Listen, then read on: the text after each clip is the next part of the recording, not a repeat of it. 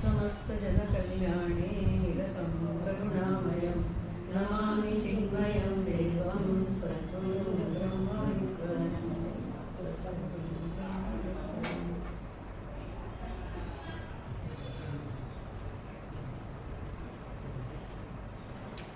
ಬಹಳ ಸಂತೋಷದ ವಿಷಯ.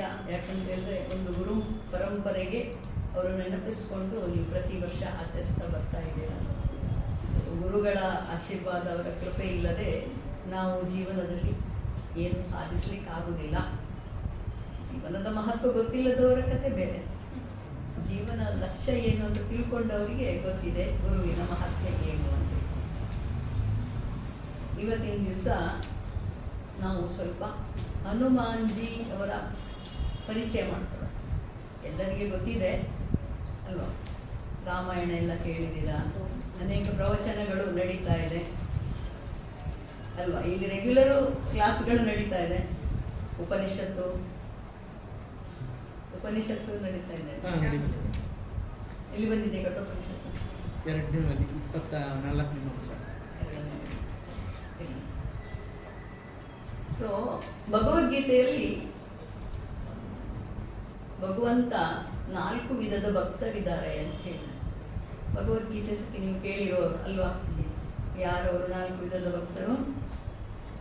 ಆರ್ಥೋ ಅರ್ಥಾರ್ಥಿ ಜಿಜ್ಞಾಸು ಜ್ಞಾನಿ. ಭಗವಂತನೇ ಹೇಳಿರುವಂಥದ್ದು. ಭಕ್ತರಲ್ಲಿ, ನನ್ನನ್ನು ಭಜಿಸುವವರಲ್ಲಿ 4 ಗುಂಪಿನವರಿದ್ದಾರೆ. ಒಂದು ಕಷ್ಟ ಬಂದಾಗ ಮಾತ್ರ ಪ್ರಾರ್ಥನೆ ಮಾಡೋರು, ಇನ್ನೊಂದು ಅದು ಬೇಕು ಇದು ಬೇಕು ಅಂತ ಮಾಡೋರು, ಇನ್ನೊಬ್ಬರು ಜಿಜ್ಞಾಸುಗಳು. ಪರಮಾತ್ಮ ಅಂದರೆ ಯಾರು, ಅವನ ವಿಚಾರ ತಿಳ್ಕೋಬೇಕು, ಪರಮಾತ್ಮನ ಅರಿಬೇಕು ಅನ್ನುವಂಥ ಆಸಕ್ತಿ ಇರುವಂಥವ್ರು ಜಿಜ್ಞಾಸುಗಳು. ಮತ್ತೊಬ್ಬ ಜ್ಞಾನಿ ಆದಂಥವನು ಯಾರಿದ್ದಾನೆ, ಅವನು ಯಾವುದೇ ಉದ್ದೇಶಕ್ಕಾಗಿ ಪರಮಾತ್ಮನನ್ನು ಭಜಿಸುವವನಲ್ಲ. ಅವನು ಪರಮಾತ್ಮ ಯಾರಂತ ತಿಳಿದಿದ್ದಾನೆ. ಹಾಗಾಗಿ ಪರಮಾತ್ಮನ ಸ್ವರೂಪದ ಆನಂದವನ್ನು ಅನುಭವಿಸ್ತಾ ಸಂತೋಷದಿಂದ ಅವನು ಭಜನೆ ಮಾಡುವನು. ಭಜನೆನೋ ಜಪನೋ ಚಿಂತನೆನೋ ಏನು, ಅವನಿಗೆ ಭಗವಂತನಿಂದ ಏನು ಆಗಬೇಕಾದದ್ದಿಲ್ಲ. ಯಾಕೆಂದರೆ ಅವನಿಗೆ ಭಗವಂತ ಯಾರು ಅಂತ ಗೊತ್ತಾಗಿದೆ. ಉಳಿದವರು ಒಳ್ಳೆಯವರೇ. ಉದಾರ ಸರ್ವ ಏವೈತೆ ಅಂತ ಹೇಳಿದಾನೆ ಅಲ್ವಾ. ಎಲ್ಲರೂ ಒಳ್ಳೆಯವರೇ. ಆದರೆ ಏನು, ಪ್ರಿಯೋ ಹಿ ಜ್ಞಾನಿನೋ ಅತ್ಯುತ್ತಮ ಅಹಂ ಸಚ ಮಮ ಪ್ರಿಯ. ಅದರಲ್ಲಿ ಜ್ಞಾನಿ ಅನ್ನೋದು ಅತ್ಯಂತ ಪ್ರಿಯ ನನಗೆ. ಎಲ್ಲರೂ ಒಳ್ಳೆಯವರೇ, ಆದರೆ ಅವರು ಮಾತ್ರ ನನಗೆ ಪ್ರಿಯ. ಸೊ ಯಾಕಂದರೆ ಜ್ಞಾನಿ ಇದು ಆತ್ಮೈವ ಮೇಮತಂ. ಜ್ಞಾನಿ ಭಕ್ತ ಯಾರಿದ್ದಾನೆ ಅವನು ನನ್ನ ಸ್ವರೂಪವೇ ಅಂತ ಹೇಳ್ಕೊಂಡು, ಅವನು ನನಗಿಂತ ಬೇರೆ ಅಲ್ಲ, ನಾನು ಅವನಿಗಿಂತ ಬೇರೆ ಅಲ್ಲ, ನಾವು ಒಂದೇ ಅಂತ ಹೇಳಿರುವಂಥ. ಸೊ ಇಂಥ ಜ್ಞಾನಿ ಭಕ್ತರಾದವರು ಯಾರಿದ್ದಾರೆ, ತಾನು ಪರಮಾತ್ಮನ ಚಿಂತನೆ ಮಾಡುತ್ತಾ ಬೇರೆಯವರನ್ನು ಪರಮಾತ್ಮನ ಎಡೆಗೆ ಒಯ್ಯುವಲ್ಲಿ ಸಹಾಯ ಮಾಡುವಂಥವರು. ಅವರಿಗೆ ಪರಮಾತ್ಮನಿಂದಲೂ ಏನಾಗಬೇಕಾದದ್ದಿಲ್ಲ, ಬೇರೆಯವರಿಂದಲೂ ಏನಾಗಬೇಕಾದದ್ದಿಲ್ಲ. ಆದರೆ ಇದೊಂದು ಪರಮಾತ್ಮನ ಕಾರ್ಯ, ಪರಮಾತ್ಮನ ಕೆಲಸ ಅಂತ ಹೇಳಿಕೊಂಡು ಸಂತೋಷದಿಂದ ಮಾಡ್ತಾರೆ. ಯಾವುದೇ ಅಪೇಕ್ಷೆ ಇಲ್ಲದೆ ಸಂತೋಷದಿಂದ ಮಾಡ್ತಾರೆ. ಇಂಥ ಜ್ಞಾನಿ ಭಕ್ತರು ಅನೇಕರಾಗಿದ್ದಾರೆ.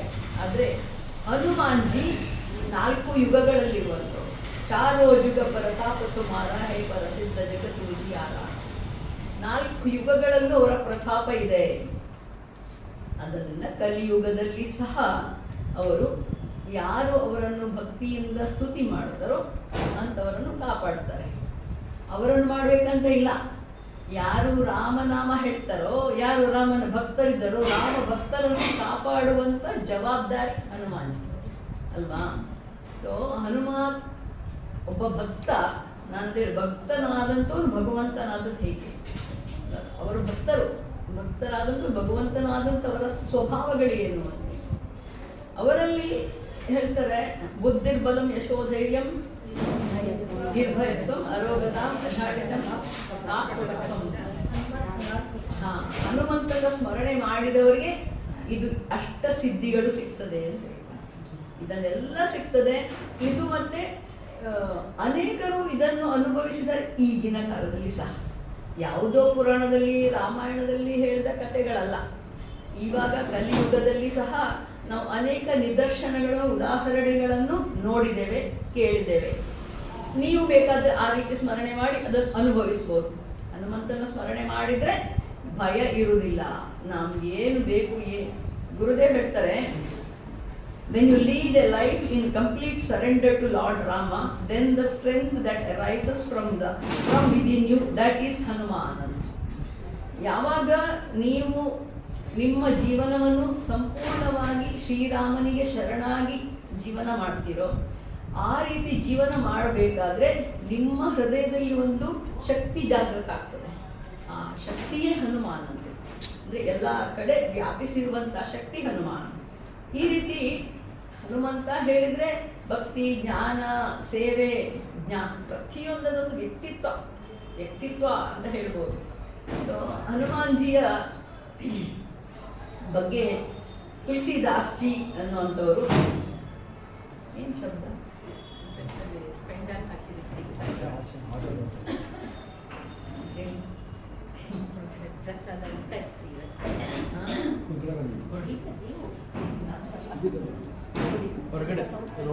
ಕಡಿಮೆ ಆಯ್ತಾ?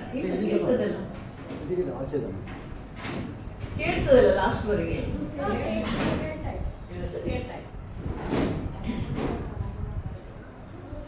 16ನೇ ಶತಮಾನದಲ್ಲಿ ಕಾಶಿ ಕ್ಷೇತ್ರದಲ್ಲಿ ಜನಿಸಿದಂಥ ತುಳಸಿದಾಸ್ಜಿ ಅನ್ನುವಂಥವ್ರು ಹನುಮಾನ್ ಚಾಲೀಸವನ್ನು ಬರೆದಿರುವಂಥದ್ದು. ಇವರು ಹೇಗೆ ಹನುಮಾನ್ಜಿ ಇವರಿಗೆ ಜೀವನದಲ್ಲಿ ಮಾರ್ಗದರ್ಶನ ಆದರು ಅಂತ ಹೇಳಿ, ಒಂದು ತುಳಸಿದಾಸ್ಜಿಯನ್ನು ವಾಲ್ಮೀಕಿಯ ಅವತಾರ ಅಂತ ಹೇಳ್ತಾರೆ.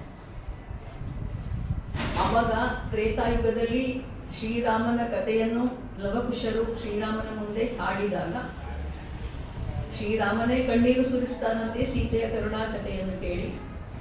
ಆವಾಗ ಹನುಮಾನ್ಜಿ ಕೂಡ ಇರ್ತಾರೆ, ಅವರು ಕೇಳ್ತಾರೆ.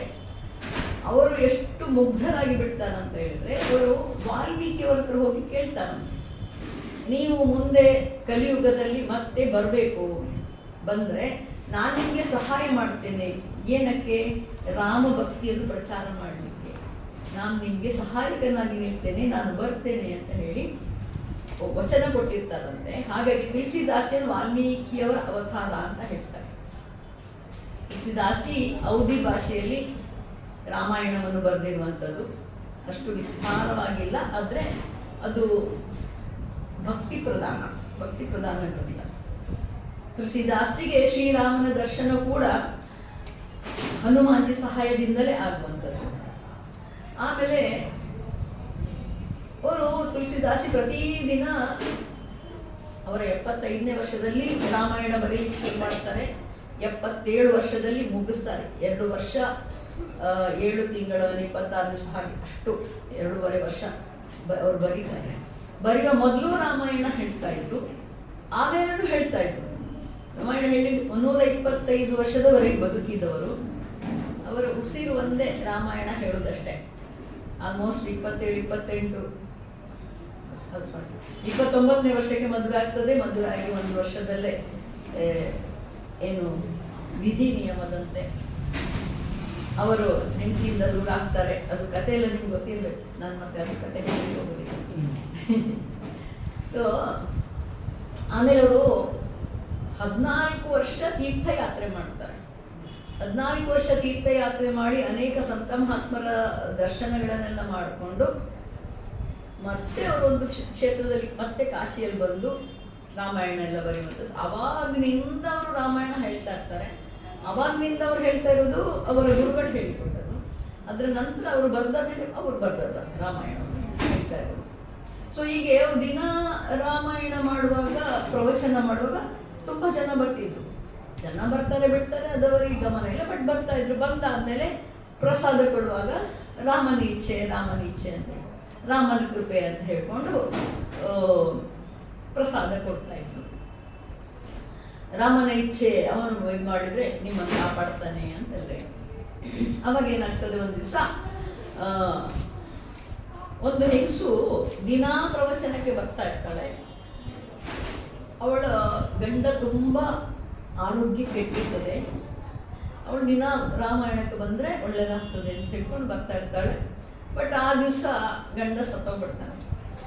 ಇವಳು ಬಂದು ಗಲಾಟೆ ಮಾಡ್ತಾಳೆ, ನೀವು ಹೇಳಿದಲ್ಲ ರಾಮ ಕಾಪಾಡ್ತಾನೆ ಅಂತ, ಈಗ ನನ್ನ ಗಂಡ ಸತ್ತೋಗಿದ್ದಾನೆ, ಕಾಪಾಡಿ ನಾನು. ಅದಕ್ಕೆ ಅವಳು ನಾನು ಹೇಳಿದ್ದಲ್ಲ ರಾಮ ಕಾಪಾಡ್ತಾನೆ ಅಂತ ಹೇಳಿ, ಅದೆಲ್ಲ ನನಗೆ ಗೊತ್ತಿಲ್ಲ, ನೀವು ಹೇಳಿದ್ದೀರಲ್ಲ ನೀವು ಕಾಪಾಡಬೇಕು ಅಂತ. ತುಂಬ ಜನ ಎಲ್ಲ ಸೇರ್ತಾರೆ. ಆಮೇಲೆ ಇದು ರಾಮನ ಇಚ್ಛೆ ನಡಿ ಅಂತ ಅವರನ್ನು ಕರ್ಕೊಂಡು ಹೋಗ್ತಾರೆ, ಅವಳ ಮನೆ ಕರ್ಕೊಂಡು ಹೋಗ್ತಾರೆ ಎಲ್ಲರೂ ಸೇರಿ. ಅವಳು ಅಲ್ಲಿ ಇದ್ದಾಗ ಈ ಸಮಯದಲ್ಲಿ ಅವಾಗ ಸುಲ್ತಾನನ ಆಡಳಿತಲ್ವ, ಅವನದ್ದು ಬೇಹುಗಾರರು ಸೈನಿಕರು ಯಾರೋ ಇರ್ತಾರೆ, ಅವರು ನೋಡ್ಲಿಕ್ಕೆ ಹೋಗ್ತಾರೆ, ಏನಾಗ್ತದೆ ನೋಡೋ, ಸತ್ತವನು ಬದುಕ್ತಾನೇನೋ ನೋಡೋಣ ಅಂತ ಹೋಗ್ತಾರೆ. ಅಲ್ಲಿ ಹೋದಾಗ ಅವರು ರಾಮನಾಮ ಜಪ ಮಾಡಲಿಕ್ಕೆ ಇರ್ತಾರೆ. ರಾಮನಾಮ ಜಪ ಮಾಡಲಿಕ್ಕೆ ರಾಮನ ಕೃಪೆ ಆದರೆ ಬದುಕ್ತಾನೆ. ರಾಮ ರಾಮ ರಾಮ ರಾಮ ರಾಮ ಎಲ್ಲರೂ ಜಪ ಮಾಡ್ತಾರೆ. ಎಲ್ಲರೂ ಜಪ ಮಾಡ್ತಾ ಇರ್ಬೇಕು, ತುಂಬ ಹೊತ್ತಾಗಬೇಕಾದ್ರೆ ಅವನು ಎದ್ದು ಕೂತ್ಕೊಳ್ತಾನೆ, ಅವನು ಬದುಕಿ ಬರ್ತಾನೆ. ಸೊ ಎಲ್ಲರೂ ಇವರನ್ನು ಹೊಗಳ್ತಾರೆ, ನಾನಲ್ಲ ರಾಮ.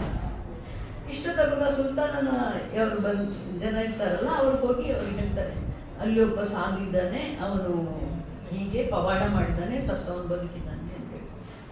ಅವನನ್ನು ಕರ್ಕೊಂಬನ್ನಿ ಇಲ್ಲಿ ಅಂತೇಳಿ ಕರ್ಕೊಂಬನ್ನಿ ಅಂತೇಳಿ ಅವ್ರು ಬಂದು ಹೇಳ್ತಾರೆ, ನಮ್ಮ ಸುಲ್ತಾನನ ಹತ್ರ ಬರ್ಬೇಕು ನೀವು, ನಾನು ರಾಮನ ಆಜ್ಞೆಯನ್ನು ಮಾತ್ರ ಪಾಲಿಸೋದು, ಬೇರೆಯವ್ರದ್ದು ಮಾತು ಕೇಳುವುದಿಲ್ಲ ಅಂತ ಹೇಳ್ತಾರೆ. ತುಳಸಿದಾಸ ತುಂಬ ಸಾಧು ಸ್ವಭಾವದವರು, ತುಂಬ ಮೃದು ಭಾಷೆ.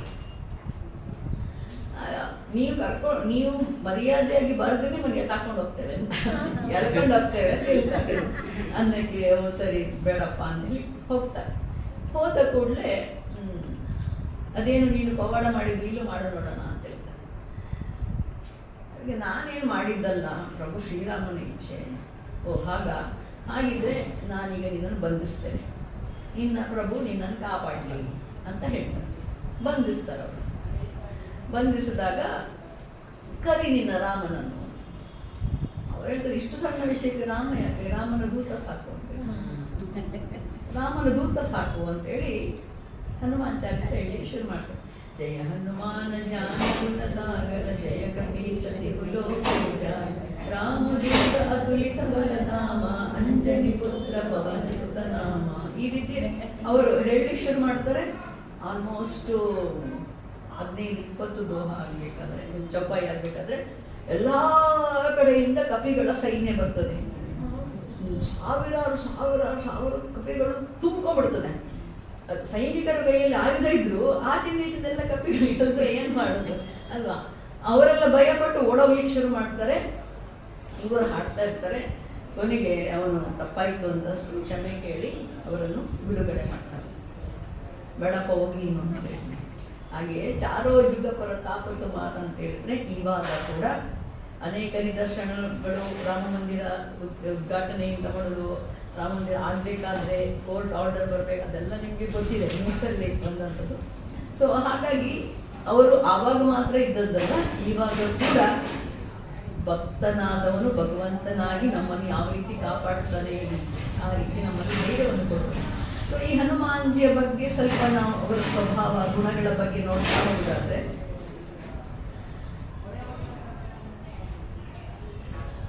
ಹನುಮಾನ್ಜಿ ಎಲ್ಲಿಯವರೆಗೆ ಸುಗ್ರೀವನ ಸೇವೆಯಲ್ಲಿರ್ತಾರೆ, ಸಾಮಾನ್ಯ ವ್ಯಕ್ತಿಯಾಗಿ, ಸಾಮಾನ್ಯ ಅಂದರೆ ಒಮ್ಮೆ ರಾಮನ ಸೇವೆಗೆ ಅವರು ತನ್ನನ್ನು ಅರ್ಪಿಸಿಕೊಳ್ತಾರೋ ಆವಾಗಲಿಂದ ಬದಲಾಗೋದು. ಆದರೆ ಅವರು ಹಾಗೆ ಹನುಮಾನ್ಜಿ ಸದಾ ಯಾವಾಗಲೂ ಸುಮ್ಮನೆ ಇರ್ತಾರೆ, ನಾನು ಮಾಡಿದೆ ನನ್ನದೆಲ್ಲ ಏನಿಲ್ಲ, ಎಲ್ಲೋ ಒಂದು ಕಡೆ ಸುಗ್ರೀವನಿಗೆ ಸಹಾಯಕರಾಗಿ ಸಚಿವರಾಗಿ ಕೆಲಸ ಮಾಡ್ತಾ ಇದ್ದಾರೆ.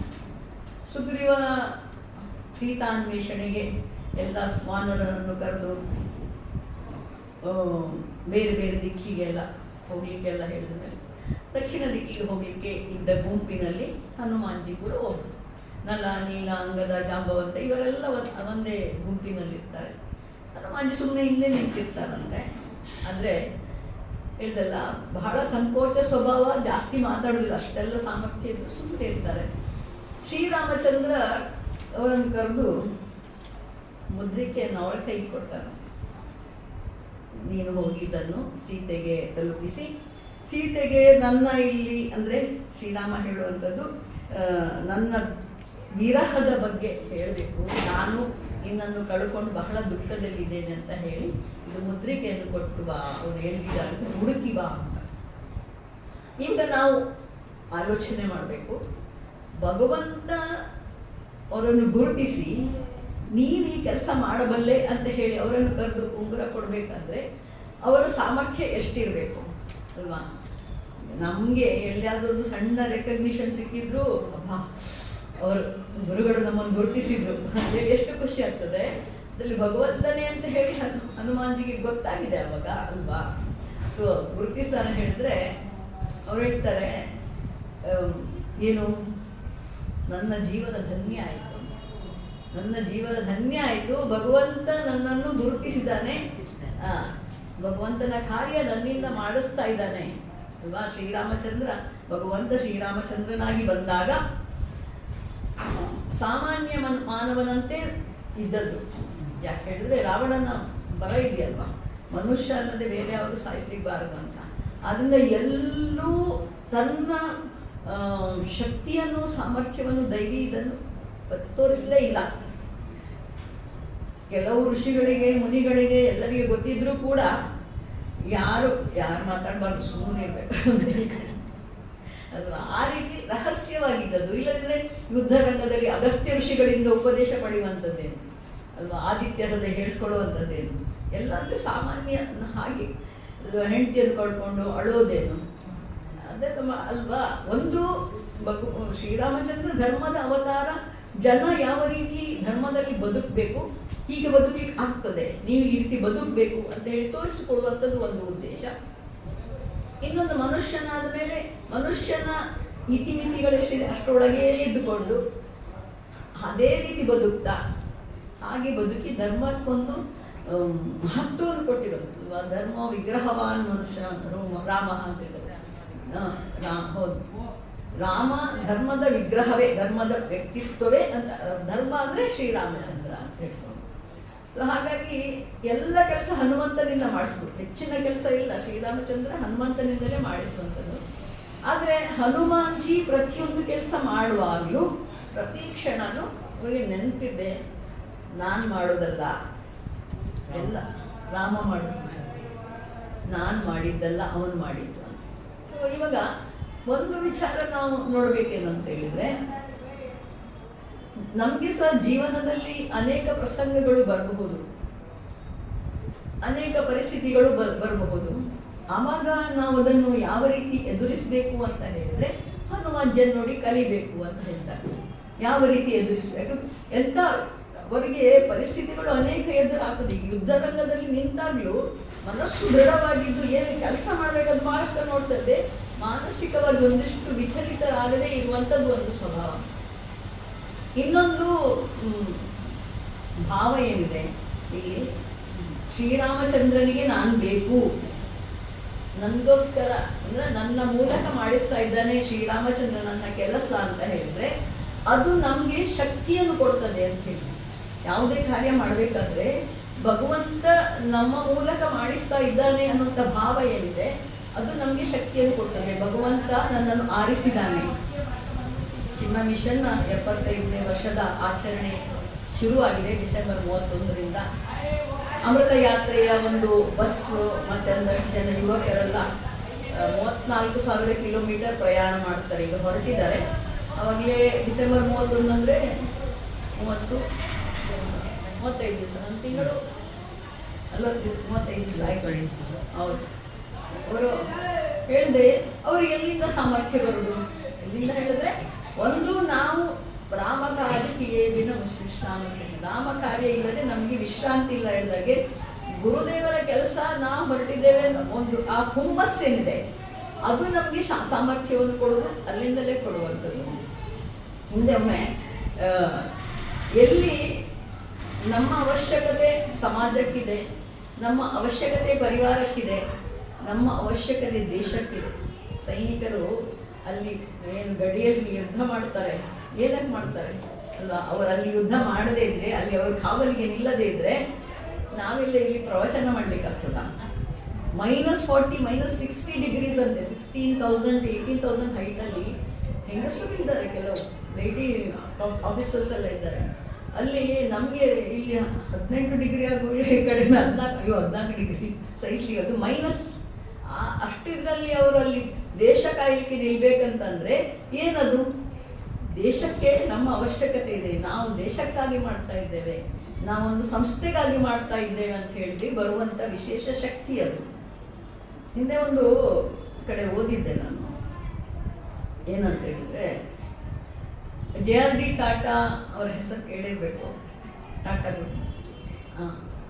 ಅವರ ಒಂದ್ಸಲ ಇಂಟರ್ವ್ಯೂನಲ್ಲಿ ಯಾರೋ ಕೇಳಿದ್ರಂತೆ, ಯಾವಾಗ ನಿಮಗೆ ಯಾವುದನ್ನು ನಿಮ್ಮ ಅಚೀವ್ಮೆಂಟ್ ಅಂತ ನೀವು ತಿಳ್ಕೊಳ್ತೀರಾ ಅಂತ. ನಾನೇನು ನಿಮ್ಮ ಸಾಧನೆ ಏನು, ಇದು ನನ್ನ ಅಚೀವ್ಮೆಂಟ್ ಜೀವನದು ಅಂತ ಹೇಳಿದರೆ ಅವರು ಎಷ್ಟು ತುಂಬ ಅವರು ಏನೇನೋ ಸಾಧನೆ ಮಾಡಿದ್ದಾರೆ ಅಲ್ವಾ.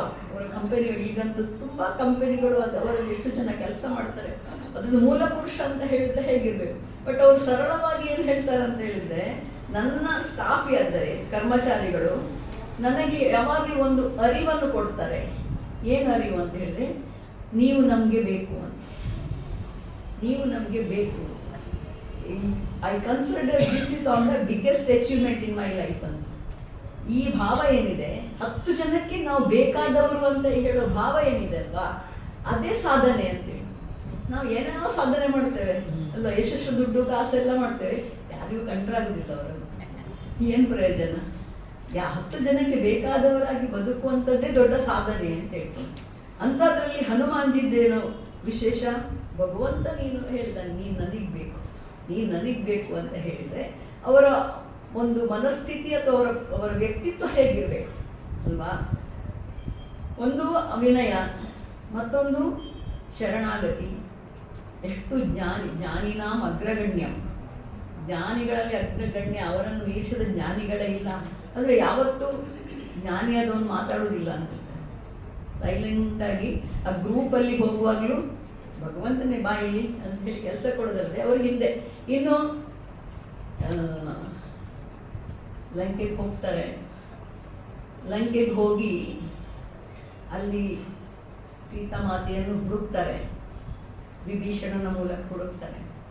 ಹುಡುಕಿದ ಮೇಲೆ ಅವರ ಕೆಲವೊಂದು ಭಾವ ತುಂಬ ಚೆನ್ನಾಗಿರ್ತದೆ ನಮಗೆ ಮನನ ಮಾಡಲಿಕ್ಕೆ.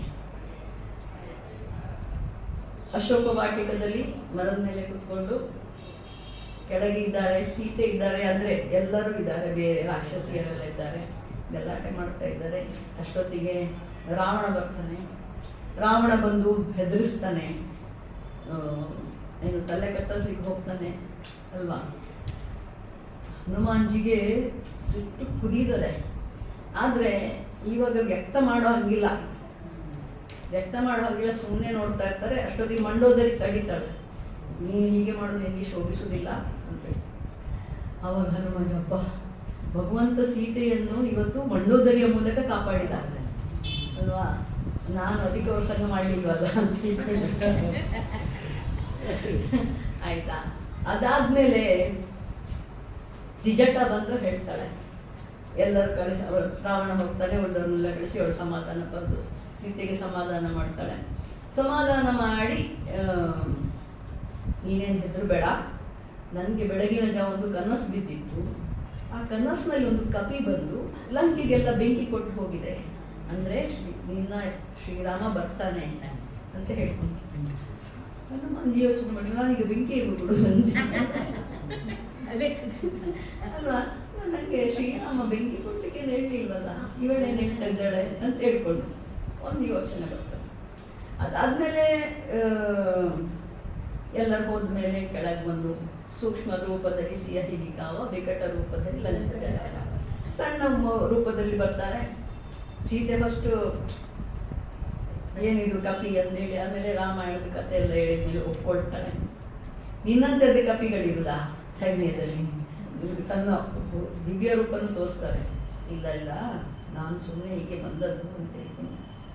ಅದಾದಮೇಲೆ ಮುದ್ರಿಕೆ ಕೊಟ್ಟಾದ್ಮೇಲೆ ನನಗೆ ಸ್ವಲ್ಪ ಹಸಿವಾಗಿದೆ, ಏನಾದರೂ ತಿಂದ್ಕೊಂಬರ್ತೇನೆ ಅಂತ ಹೇಳ್ಕೊಂಡು ಎಲ್ಲ ಅಶೋಕ ವಾಟಿಕನ್ನೆಲ್ಲ ಸ್ವಲ್ಪ ಅಲ್ಲುಗಾಡಿ ಹತ್ತ ಮೇಲೆ ಮಾಡಿ ಅಕ್ಷಯಕುಮಾರನನ್ನು ಒಂದೇ ಮುಷ್ಟಿ ಸಾಕಂದೆ. ಆಮೇಲೆ ಮೇಘನಾಥನ ಬ್ರಹ್ಮಾಸ್ತ್ರಕ್ಕೆ ಸರೆಂಡರ್ ಆಗೋದು, ಬಂಧಿಸೋದೆಲ್ಲ ಸರೆಂಡರ್ ಆಗೋದು. ನೋಡೋಣ ಏನೇನು ಕತೆ ನಡೀತದೆ ಅಂತೇಳಿ ಅಲ್ಲಿ ಕರ್ಕೊಂಡು ಹೋಗಿ ರಾವಣನ ಸಭೆಯಲ್ಲಿ ಎಲ್ಲ ಮಾತುಕತೆ ಎಲ್ಲ ಆಗ್ತದೆ. ಅದು ಸಂವಾದಗಳು ಚೆನ್ನಾಗಿದೆ.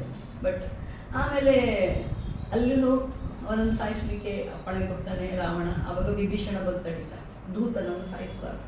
ಓ, ನನ್ನ ಪ್ರಾಣವನ್ನು ವಿಭೀಷಣ ಮೂಲಕ ಕಾಪಾಡದ ಶ್ರೀರಾಮಚಂದ್ರ. ಓ, ಈಗ ವ್ಯವಸ್ಥೆ ಮಾಡಿದ್ದಾನೆ, ಓಕೆ ಅಂತೇಳಿ. ಆವಾಗ ಮತ್ತೇನಾಯ್ತು, ಬಾಲಕ್ಕೆ ಬೆಂಕಿ ಕೊಡೋದು. ಓಕೆ, ಇದು ಆ ವ್ಯವಸ್ಥೆ. ರಾವಣನ ಮನೆಯದ್ದೇ ಬಟ್ಟೆ, ಅವಂದೇ ಎಣ್ಣೆ, ಅವಂದೇ ಬೆಂಕಿ, ಎಲ್ಲ ಲಂಕೆಯನ್ನೆಲ್ಲ ಸುಟ್ಟು ಮತ್ತೆ ವಾಪಸ್ ಹೋಗ್ತಾರೆ ಅಲ್ವಾ. ಸೊ ಅಂದರೆ ಪ್ರತಿ ಕ್ಷಣದಲ್ಲೂ ಅದು ನಡೀತಾ ಇರಬೇಕಾದ್ರೆ ಅಲ್ಲಿ ನಾನು ಮಾಡ್ತಾ ಇರುವುದಲ್ಲ, ಭಗವಂತ ಮಾಡ್ತಾ ಇರುವುದು ಅನ್ನುವ ಎಚ್ಚರದಲ್ಲಿದ್ದಾನೆ ಅಲ್ವಾ. ಆ ಎಚ್ಚರದಲ್ಲಿದ್ದಾರೆ. ಸೀತಾಮಾತೆ ಆಶೀರ್ವಾದ ಮಾಡ್ತಾರಲ್ಲ, ಅಷ್ಟಸಿದ್ಧಿ ನವನಿಧಿ ಕೇದಾತ ಅಸಬರದೀನ ಜಾನಕಿ ಮಾನ ರಾಮರಸಾಯನ ತುಮರೇ ಪಾಸ ಸದಾ ರಹೋ ರಘುಪತಿಗೆ ದಾಸ. ಅಷ್ಟಸಿದ್ಧಿ ನವನಿಧಿ ಕೇದಾತ, ಅಷ್ಟಸಿದ್ಧಿ ಎಲ್ಲ ಕೊಟ್ರೆ ಅವಳಿಗೆ ಇಷ್ಟ. ಯಾಕೆ ಅಷ್ಟಸಿದ್ಧಿ ಇದೆ ಅವಳ ಹತ್ರ, ಅದೆಲ್ಲ ಬೇಕಾಗಿಲ್ಲ. ಅಂದ್ರೆ ಅಷ್ಟಸಿದ್ಧಿ ನವನಿಧಿಗೆ ದಾತ, ನೀನು ಕೊಡುವಂತವನಾಗೂ ಹೇಳಿದಾಗ್ಲೂ ಸಂತೋಷ ಆಗಲಿಲ್ಲ ಅಂತ ಹನುಮಾನ್ಜಿಗೆ. ಇಷ್ಟೇನಾ ಅಂತ ಯಾವಾಗ ರಾಮರಸಾಯನ ತುಮರೇ ಪಾಸ ಅಂತ ಹೇಳಿದಾಗ ಇದು ಒಂದು ವರ, ಇದು ನನಗೆ ಕೊಟ್ಟದ್ದು ವರ. ಸುಂದರಕಾಂಡದಲ್ಲಿ ಹೇಳ್ತಾರೆ, ಅವಳು ಸೀತಾಮಾತೆ ಏನ್ ಹೇಳ್ತಾರೆ ಅಂದ್ರೆ, ಶ್ರೀರಾಮಚಂದ್ರ ನಿನ್ನನ್ನು ತನ್ನ ಮಗುವಿನ ಹಾಗೆ ಪ್ರೀತಿ ಮಾಡಲಿ ಅಂತ. ಮಗುವಿನ ಹಾಗೆ, ಚಿಕ್ಕ ಮಗುವಿನ ಮೇಲಿರುವಂಥ ಪ್ರೀತಿನೇ ಬೇರೆ, ದೊಡ್ಡವರ ಮೇಲಿರುವಂಥ ಪ್ರೀತಿನೇ ಬೇರೆ. ಚಿಕ್ಕ ಮಗುವನ್ನು ಮುದ್ದು ಮಾಡೋದೇ ಬೇರೆ ಅಲ್ವಾ. ಅವ್ರು ಹೇಳಿದ್ರು ಚಿಕ್ಕ ಚೋಹು ಅಂತ ಹೇಳ್ತಾರೆ. ಚೋಹು ಅಂದರೆ ಪುಟ್ಟ ಮಗುವಿನ ಹಾಗೆ ಪ್ರೀತಿ ಮಾಡಲಿ ಅಂತ. ಹಾಗಾಗಿ ಮೊದಲನೇ ಬಾರಿಗೆ ಸೀತಾಮಾತೆ ಹನುಮಾನ್ಜಿಯನ್ನು ಮಗು ಅಂತ ಹೇಳಿದ್ದಂತೆ. ಸೊ ಅದಕ್ಕೆ ಹೇಳ್ತಾರೆ, ನಮ್ಮ ಗುರುಜಿ ಹೇಳ್ತಾರೆ, ಯಾವಾಗಲೂ ತಾಯಿ ಮೊದಲು ಗುರುತಿಸೋದು ಮಗುವನ್ನು, ನನ್ನ ಮಗು ಅಂತ, ಮತ್ತೆ ತಂದೆ ಹೇಳೋದು ಮಗು ಅಂತ ಅಲ್ವಾ. ಹಾಗೆ ಸೀತಾಮಾತೆ ಮೊದಲು ಹೇಳಿದ್ದು ನನ್ನ ಮಗು ಅಂತ, ಆಮೇಲೆ ಶ್ರೀರಾಮಚಂದ್ರ ಮತ್ತೆ ಹೇಳ್ತಾರೆ ಶ್ರೀರಾಮಚಂದ್ರ. ಹಾಗಾಗಿ ಆ ಸಂದರ್ಭದಲ್ಲಿ ಏನು ಮಾಡಬೇಕು ಅಷ್ಟೇ ಕೆಲಸ ಮಾಡಿ ವಾಪಸ್ ಬರ್ತಾರೆ. ವಾಪಸ್ ಬಂದ ಮೇಲೆ ಇವರೆಲ್ಲ ಕಾದುಕೊಂಡಿರ್ತಾರಲ್ವ ಕಪಿಗಳು. ಅದರಲ್ಲಿ ಇನ್ನೊಬ್ಬರು ಸ್ವಾಮೀಜಿ ವ್ಯಾಖ್ಯಾನ ಮಾಡ್ತಾ ಏನು ಹೇಳ್ತಾರೆ ಅಂದರೆ, ಹನುಮಾನ್ಜಿ ಲಂಕೆಗೆ ಬರಬೇಕಾದ್ರೆ ದೊಡ್ಡ ಸಮುದ್ರ ದಾಟಿ ಬರಬೇಕಾದ್ರೆ ಮೊದಲು ಮೈನಾಕ ಪರ್ವತ ಅನ್ನೋದು ಸಾತ್ವಿಕ ವಿಘ್ನ ಅಂತ ಹೇಳ್ತಾರೆ. ಯಾವಾಗಲೂ ಸಾಧನೆಗೆ ನಾವು ಹೋಗೋದಾದ್ರೆ ಮೊದಲು ಅವರು ದೇವತೆಗಳ ಕಡೆಯವರಲ್ವಾ. ಮೈನಾಕ ಪರ್ವತ ಮತ್ತು ಪವನ ದೇವತಾ ಪರಿಚಿತರು, ಆತ್ಮೀಯರು, ಒಂಥರ ಚಿಕ್ಕಪ್ಪನ ಹಾಗೆ ಅಂತ ಹೇಳ್ತಾರೆ. ಅವರು ಸ್ವಲ್ಪ ತೀರಪ್ಪ, ನೀನು ಅಷ್ಟು ದೂರ ಪ್ರಯಾಣಕ್ಕೆ ಹೋಗ್ತಾ ಇದೀಯಾ, ಒಂದು ಸ್ವಲ್ಪ ರೆಸ್ಟ್ ಮಾಡು, ಸ್ವಲ್ಪ ನೀನು ಕಾಫಿ ತಿಂಡಿ ಮಾಡ್ಕೊಂಡ್ರೆ ರಾಮ ಕಾರ್ಯ ಮುಗಿಯದೆ ನನಗೆ ವಿಶ್ರಾಮ ಇಲ್ಲ, ನಾನು ಹೋಗಬೇಕು ಅಂತ. ಅದಕ್ಕೆ ಅವ್ರು ಹೇಳೋದು, ಯಾವಾಗಲೂ ನಮಗೆ ಈ ರೀತಿಯಲ್ಲಿ ನಾವು ಸಾಧನೆ ಮಾಡಬೇಕು ಅಂತ ಹೊರಟಾಗ ಮೊದಲು ಅಡ್ಡಿ ಬರೋದು ಮನೆಯವರೇ ಅಂತೆ. ಏನು, ಇವಾಗ ಯಾಕೆ ಬೇಡ, ಇಲ್ಲೇ ಮಾಡು, ಅಲ್ಲಿ ಯಾಕೆ ಹೋಗಬೇಕು ಅಲ್ವಾ. ಅಡ್ಡಿ ಬರೋದು ಮನೆಯವರೇ. ಹಾಗೆ ಹನುಮಾನ್ಜಿಗೆ ಈಗಲೇ ಹೋಗ್ಬೇಕಾ, ನಾಳೆ ಹೋದ್ರೆ ಆಗುದಿಲ್ವಾ. ಇಷ್ಟು ಚಿಕ್ಕ ವಯಸ್ಸಿನಲ್ಲಿ ಮೊನ್ನೆ ನಾನು ಸಾಗರದಲ್ಲಿ ಯಜ್ಞ ಮಾಡಿದ್ದೆ. ಯಜ್ಞ ಎಲ್ಲ ಆದ್ಮೇಲೆ ಒಬ್ಬರು ಬಂದು ಈಗ ಕೇಳಿದ್ರು, ಏನು ನೀವೇನು ಇಲ್ಲಿ ಬಂದದ್ದು ಅಂದರೆ, ಸಂಸಾರ ಬಿಟ್ಟು ಇಲ್ಲಿ ಯಾಕೆ ಬಂದದ್ದು ಅಂತ ಕೇಳಿದ್ರು. ಏನು ಮಾಡೋದು, ನನ್ನ ಪ್ರಾರಬ್ಧ ಅಂತ ಹೇಳಿದ್ರು ಅಲ್ವಾ. ಇಲ್ಲಿ ಬರ್ಬೇಕಂದ್ರೆ ಅಷ್ಟು ಸುಲಭ ಆಗೋದಿಲ್ಲ ನಮಗೆ ಅಲ್ಲ, ಮನೆಯವರೆಲ್ಲ ಬಿಡ್ತಾರ. ನಮ್ಮ ಪ್ರಾರಬ್ಧ ತೀವ್ರ ಆಗಿದ್ರೆ ಅದು ವ್ಯವಸ್ಥೆಗಳಾಗ್ತದೆ. ನಮ್ಮ ಪ್ರಾರಬ್ಧ ತೀವ್ರವಾಗಿದ್ರೆ ವ್ಯವಸ್ಥೆಗಳು ಎಲ್ಲ ಆಗ್ತದೆ, ಅದರ ಪಾಡಿಗೆ ವ್ಯವಸ್ಥೆ ಆಗ್ತದೆ. ಅದನ್ನು ತಲೆ ಕೆಡಿಸ್ಕೊಳ್ಳುವಂಥದ್ದಿಲ್ಲ. ಹನುಮಾನ್ಜಿ ಶ್ರೀರಾಮಚಂದ್ರನ ನೆನಪು ಮಾಡ್ತಾ ಅಲ್ಲಿ ಹೇಳ್ತಾರೆ, ಮನಸ್ಸಿನಲ್ಲಿ ಶ್ರೀರಾಮಚಂದ್ರನನ್ನು ಸಂಭಾಲ್ಕೆ ಅಂತ ಹೇಳೋದು ಹಿಂದಿಯಲ್ಲಿ, ಅಂದರೆ ಸಂಭಾಲ್ಕೆ ರಕ್ತ ಅಂತ. ಕಾಪಾಡ್ಕೊಂಡಂದ್ರೆ ನಾವು ಯಾವುದೇ ಕಾರ್ಯಕ್ಕೆ ಹೊರಡುವಾಗ ಭಗವಂತನ ನೆನ್ಪು ಮಾಡ್ಕೋತೇವೆ, ಅದ್ರದ್ದು ಆಚೀಚೆ ಆಗ್ತದೆ ಅಲ್ವಾ. ಯಾವುದೇ ದೊಡ್ಡ ಕಾರ್ಯಕ್ಕೆ ಮಾಡ್ಲಿಕ್ಕೆ ಹೋಗುವಾಗ ಭಗವಂತ ಇದ್ದಾನೆ ಕಾಪಾಡ್ತಾನೆ ಅಂತ ಇದ್ರೆ ಅದು ಮತ್ತೆ ವಿಚಲಿತ ಆಗ್ತಾ ಇರ್ತದೆ, ಆಚೆ ಈಚೆ ಅಲುಗಾಡ್ತಾ ಇರ್ತದೆ. ಅದಕ್ಕೆ ಅವರು ಅದನ್ನು ಕಾಪಾಡಿಕೊಂಡು ಶ್ರೀರಾಮಚಂದ್ರನ ಮನಸ್ಸಿನಲ್ಲಿ ಇಟ್ಕೊಂಡು ಧ್ಯಾನ ಮಾಡ್ಕೊಂಡು ಹೋಗ್ತಾರೆ ಒಂದು. ಇನ್ನೊಂದು, ಅವರು ಹೊರಡುವಾಗ ಉಳಿದ ಕಪ್ಪಿಗಳು ಕೇಳ್ತಾ ಉಂಟೆ, ಹೆಂಗೆ ಹೋಗ್ತೀರಾ ಅಷ್ಟು ದೂರ, ಆಗ್ತದ ನಿಮಗೆ ಅಲ್ವಾ, ಆಗ್ತದ ಅಂತ ಹೇಳಿ. ಹನುಮಾನ್ ಹೇಳ್ತಾರೆ, ನನ್ನ ಮನಸ್ಸಿನಲ್ಲಿ ಒಂದು ಸಂತೋಷ ವ್ಯಕ್ತ ಆಗ್ತಾ ಇದೆ, ಒಂದು ಆನಂದದ ಅನುಭವ ಆಗ್ತದೆ, ಅದರ ಸಂಕೇತ ಏನಂದ್ರೆ ಕೆಲಸ ಆಗ್ತದೆ. ಯಾವುದೇ ಕೆಲಸಕ್ಕೆ ನಾವು ಹೊರಡುವಾಗ ನಮಗೆ ಖುಷಿ ಆಗ್ತಾ ಇದ್ರೆ, ಈವನ್ ನಾವು ಧ್ಯಾನ ಕುತ್ಕೊಂಡಾಗ್ಲಿ ಜಪ ಕುತ್ಕೊಂಡಾಗ್ಲಿ ಮನಸ್ಸಿನಲ್ಲಿ ಒಂದು ಆನಂದದ ಅನುಭೂತಿ ಆಗ್ತಾ ಇದೆ ಅಂತ ಹೇಳಿದ್ರೆ ಭಗವಂತಲ್ಲಿ ಸಾನ್ನಿಧ್ಯ ಕೊಟ್ಟಿದ್ದಾನೆ ಅಂತ ಲೆಕ್ಕ. ನಮ್ಮ ಸ್ವಾಮೀಜಿ ಬ್ರಹ್ಮಾಜಿ ಹೇಳಲಿಕ್ಕೆ ಉಂಟು, ಇವಾಗ ನಾವು ಒಂದು ಕಾರ್ಯಕ್ರಮ ಮಾಡಿದ್ವಿ, ತುಂಬ ಜನ ಬರ್ತಾರೆ, ಬಂದವರ ಮನಸ್ಸಿನೆಲ್ಲ ಖುಷಿಯಾಗಿದೆ ಅಂತ ಹೇಳಿದ್ರೆ ಅದು ಸಾನ್ನಿಧ್ಯ ಅಂತ. ಸಾನ್ನಿಧ್ಯ ಅಂದ್ರೆ ಏನೋ ದರ್ಶನ ಅದು ಇದಂತಲ್ಲ, ಅವರು ಆನಂದ ಸ್ವರೂಪ ಅಲ್ಲ, ಪ್ರತಿಯೊಬ್ಬರ ಮನಸ್ಸಿನಲ್ಲಿ ಆನಂದವಾಗಿ ವ್ಯಕ್ತ ಆಗ್ತಾನೆ ಅಂತ. ಹಾಗೆ ಹನುಮಾನ್ಜಿ ಆ ಭಾವದಲ್ಲಿ ಹೋಗ್ತಾರೆ, ಮತ್ತೆ ಸುರಸ ಬರ್ತಾರೆ, ಇನ್ನೊಬ್ರು ಬರ್ತಾರೆ, ಎಲ್ಲ ಅಡ್ಡಿಗಳೆಲ್ಲ ಬರ್ತದೆ, ಅದನ್ನು ಬಹಳ ಉಪಾಯದಿಂದ ದಾಟ್ಕೊಂಡು ಮುಂದೆ ಹೋಗ್ತಾರೆ. ಹಾಗೆ ಬೇರೆ ಬೇರೆ ರೀತಿಯ ಅಡಚಣೆಗಳು ನಮಗೆ ಬರಬಹುದು. ಅವಾಗ ಹನುಮಾನ್ಜಿಯನ್ನು ಅವರು ಹೇಗೆ ಸಾಧಿಸಬೇಕು, ಅವರು ಸಾಧಿಸಿದ್ರೆ ನಮಗೂ ಆಗ್ತದೆ ಅಂತ ಲೆಕ್ಕ. ನಮ್ಗೆ ಯಾಕೆ ಆಗುದಿಲ್ಲ ಹೇಳಿದ್ರೆ ನಮಗೆ ನಮ್ಮ ಮೇಲೆ ವಿಶ್ವಾಸ ಇಲ್ಲ, ಭಗವಂತನ ಮೇಲೆ ವಿಶ್ವಾಸ ಇಲ್ಲ. ನಮ್ಮ ಮೇಲಿನ ವಿಶ್ವಾಸ ಇರಬೇಕು, ಭಗವಂತನ ಮೇಲಿನ ವಿಶ್ವಾಸ ಇರಬೇಕು. ನಾವು ಹೊರಟಂತ ಕೆಲಸ ಯಶಸ್ವಿಯಾಗಿ ಮಾಡ್ಲಿಕ್ಕೆ ಆಗ್ತದೆ ಅಂತ. ವಾಪಸ್ ಬಂದ ಮೇಲೆ ಎಲ್ಲ ಕಪಿಗಳು ಖುಷಿಯಿಂದ ಶ್ರೀರಾಮಚಂದ್ರನ ಹತ್ರ ಹೋಗ್ತಾರೆ. ಇವರು ಹಿಂದೆ ಹೋಗ್ತಾ ಇದ್ದಾನೆ, ಏನು ಅಲ್ಲದ ಹಾಗೆ ಸುಮ್ಮನೆ ಎಲ್ಲ ಆಗಿ ಶ್ರೀರಾಮಚಂದ್ರನ ಮುಂದೆ ನಿಂತಾಗ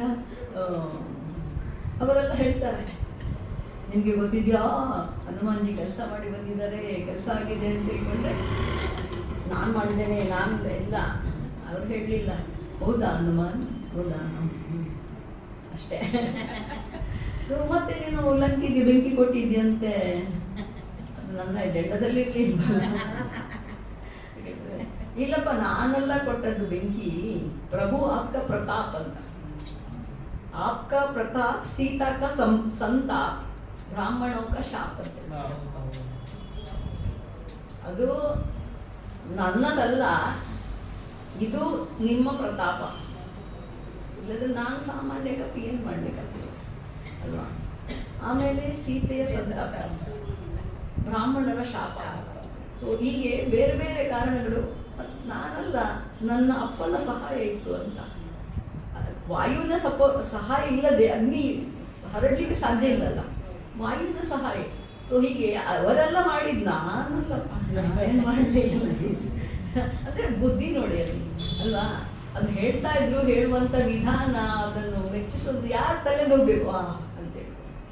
ಸೊ ಹೀಗೆ ಒಂದೊಂದೇ ಕಾರ್ಯದಲ್ಲಿ ಶ್ರೀರಾಮಚಂದ್ರನ ಒಂದು ಮೆಚ್ಚುಗೆಯನ್ನು ಪಡೀತಾ, ಇನ್ನು ಯಾವತ್ತೂ ಹನುಮಾನ್ಜಿಯನ್ನು ಕೇಳದೆ ಶ್ರೀರಾಮಚಂದ್ರ ಯಾವುದು ಡಿಸಿಷನ್ ತಗೊಳ್ಳೋದಿಲ್ವಂತೆ. ಏನಾದರೂ ಎಲ್ಲರ ಹತ್ರ ಕೇಳೋದು, ಮತ್ತೆ ನೀನೇನು ಹೇಳುವಂತ. ತನ್ನಗಿಂತ ಸಹ ಒಂದು ಪಟ್ಟು ವಿಶ್ವಾಸ ಹನುಮಾನ್ಜಿಯ ಮೇಲೆ ಜಾಸ್ತಿ. ಹನುಮಾನ್ಜಿ ವಿಭೀಷಣನ ಬಂದಾಗ ಕೂಡ ಹಾಗೆ ಅಲ್ವಾ. ಎಲ್ಲರೂ ಹೇಳ್ತಾರೆ ಶತ್ರು ಕಳಸವಿಂದವನು ಅವ್ನು ಗಟ್ಟಿ ಆಗಬೇಕು, ನೀವು ಮರಣದಂಡನೆ ಕೊಡ್ಬೇಕು ಹೇಳಿದ್ರೆ ಹನುಮಾನ್ಜಿ ಹೇಳ್ತಾರೆ, ಇಲ್ಲ, ಶರಣಾಗತರನ್ನು ರಕ್ಷಣೆ ಮಾಡೋದಲ್ವಾ ನಿಮ್ಮ ಧರ್ಮ, ನೀವು ಹೇಳಿ ನಿಮಗೆ ಆಶ್ರಯ ಕೊಡಬೇಕು ಅಂತ. ನಿನ್ನ ಮಾತು ಸರಿ. ಶ್ರೀರಾಮಚಂದ್ರನು ಅಷ್ಟೇ, ಮಾತು ಅಂದರೆ ಮಾತು, ಎರಡು ಮಾತಿಲ್ಲ, ಒಂದೇ. ಮಾತಾಡಿದ ಮೇಲೆ ಇನ್ನು ಯಾರು ವಾದ ಮಾಡಲಿಕ್ಕಿಲ್ಲ ಅಂಥ ಮಾತು. ಸೊ ಒಂದೆರಡು ಉದಾಹರಣೆಗಳು ಶ್ರೀರಾಮಚಂದ್ರನ ಮಾತಿನ ಬಗ್ಗೆ ಹೇಳೋದಾದ್ರೆ, ಶ್ರೀರಾಮಚಂದ್ರ ವನವಾಸಕ್ಕೆ ಹೊರಡುವಾಗ ಮೊದಲು ಕೌಸಲ್ಯನ ಭೇಟಿ ಆಗ್ತಾರೆ. ಕೈಕೇಯಿ ಹತ್ರ ಹೇಳ್ತಾರೆ, ಇಷ್ಟು ಸಣ್ಣ ವಿಷಯಕ್ಕೆ ಅಪ್ಪನ ಯಾಕೆ ತೊಂದರೆ ಕೊಟ್ಟದ್ದು, ನಾನು ಹೋಗ್ತಿದ್ದೆ, ನನಗೆ ಸಂತೋಷನೇ ಹೋಗುದಾದ್ರೆ ಅಂತೇಳಿ.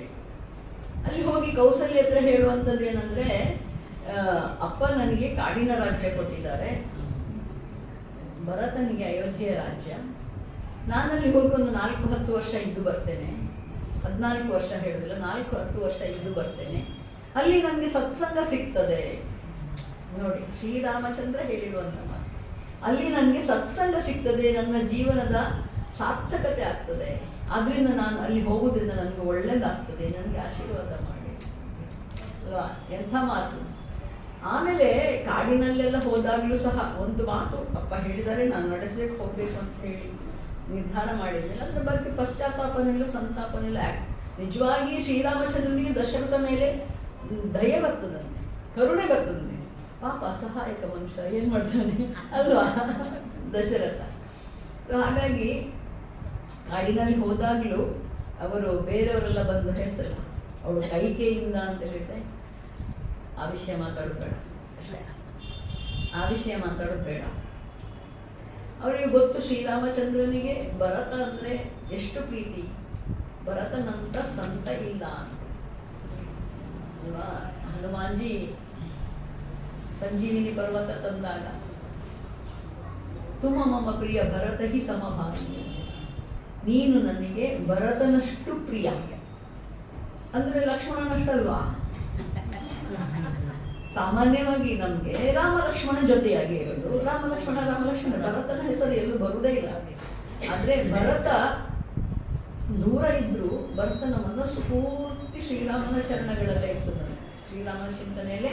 ಆಮೇಲೆ ಭರತನ ಅಂದ್ರೆ ಅವನ ವ್ಯಕ್ತಿತ್ವ ಎಷ್ಟು ಶುದ್ಧ ಪರಿಶುದ್ಧ ಅಂತ ಹೇಳಿ ಶ್ರೀರಾಮಚಂದ್ರನಿಗೆ ಗೊತ್ತಿದೆ. ಶ್ರೀರಾಮಚಂದ್ರನಿಗೆ ಗೊತ್ತಿದೆ ಭರತ ಈಗ ಬಂದು ಗಲಾಟೆ ಮಾಡ್ತಾನೆ, ಅವನು ವಾಪಸ್ ಕರ್ಕೊಂಡು ಹೋಗ್ಲಿಕ್ಕೆ ನನ್ನ ಹತ್ರ ಬರ್ತಾನೆ. ಪ್ರತಿಯೊಂದು ವಿಷಯ ಶ್ರೀರಾಮಚಂದ್ರನಿಗೆ ಗೊತ್ತಿರ್ತದೆ.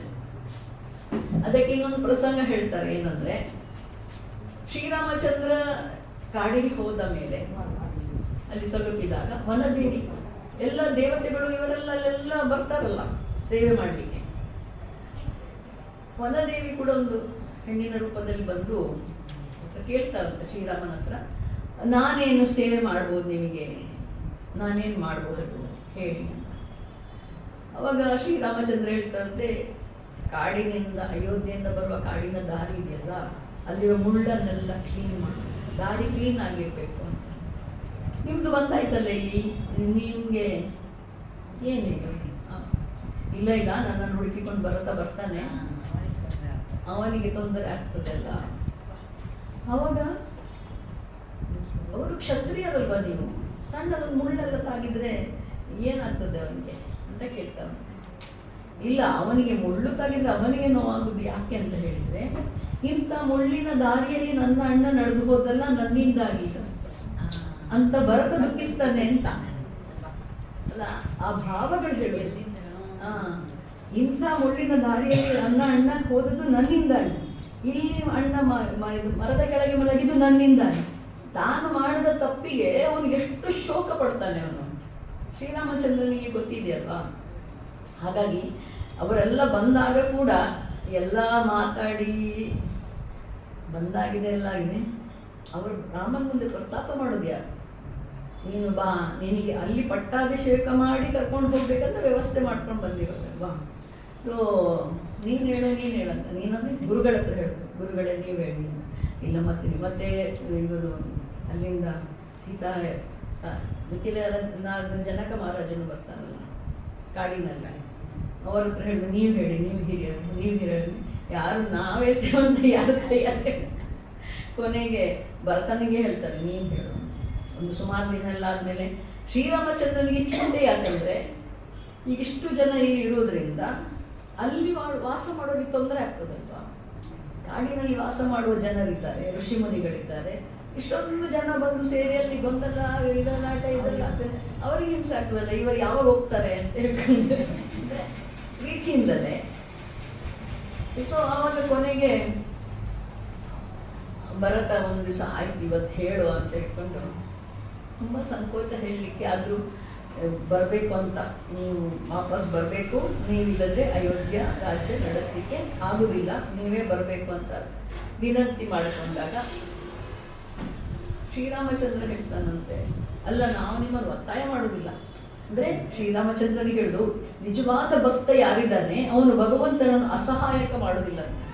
ಈಗ ನನ್ನ ಪ್ರಾರಬ್ಧದಲ್ಲಿ ಇಲ್ಲ ಅಂತಂದ್ರೆ ನನಗೆ ನೀನು ಕೊಡಲೇಬೇಕು ಅಂತ ಕೇಳೋದು ತಪ್ಪು ಅಲ್ವಾ. ಭಗವಂತ ನಮಗೆ ಏನು ಕೊಟ್ಟರು ನಮ್ಮ ಒಳ್ಳೆಯದಕ್ಕೆ ಕೊಡ್ತಾನೆ, ನಮ್ಮನ್ನು ಕಾಪಾಡ್ತಾನೆ. ನಾವು ಏನೇನೋ ಪ್ರಾರಬ್ಧಗಳು ಕಷ್ಟ ಕರ್ಮಗಳು ಏನು ಮಾಡಿದ್ರು ಯಾರಿಗೆ ಗೊತ್ತು ಅಲ್ವಾ. ಆದರೆ ನಮ್ಮ ಕರ್ಮಗಳನ್ನು ನಾವು ಸರಿಬೇಕಾದ್ರೆ ನಮ್ಮ ಜೊತೆ ಅವನು ಸಹಾಯಕರಾಗಿ ಇರ್ತಾನೆ.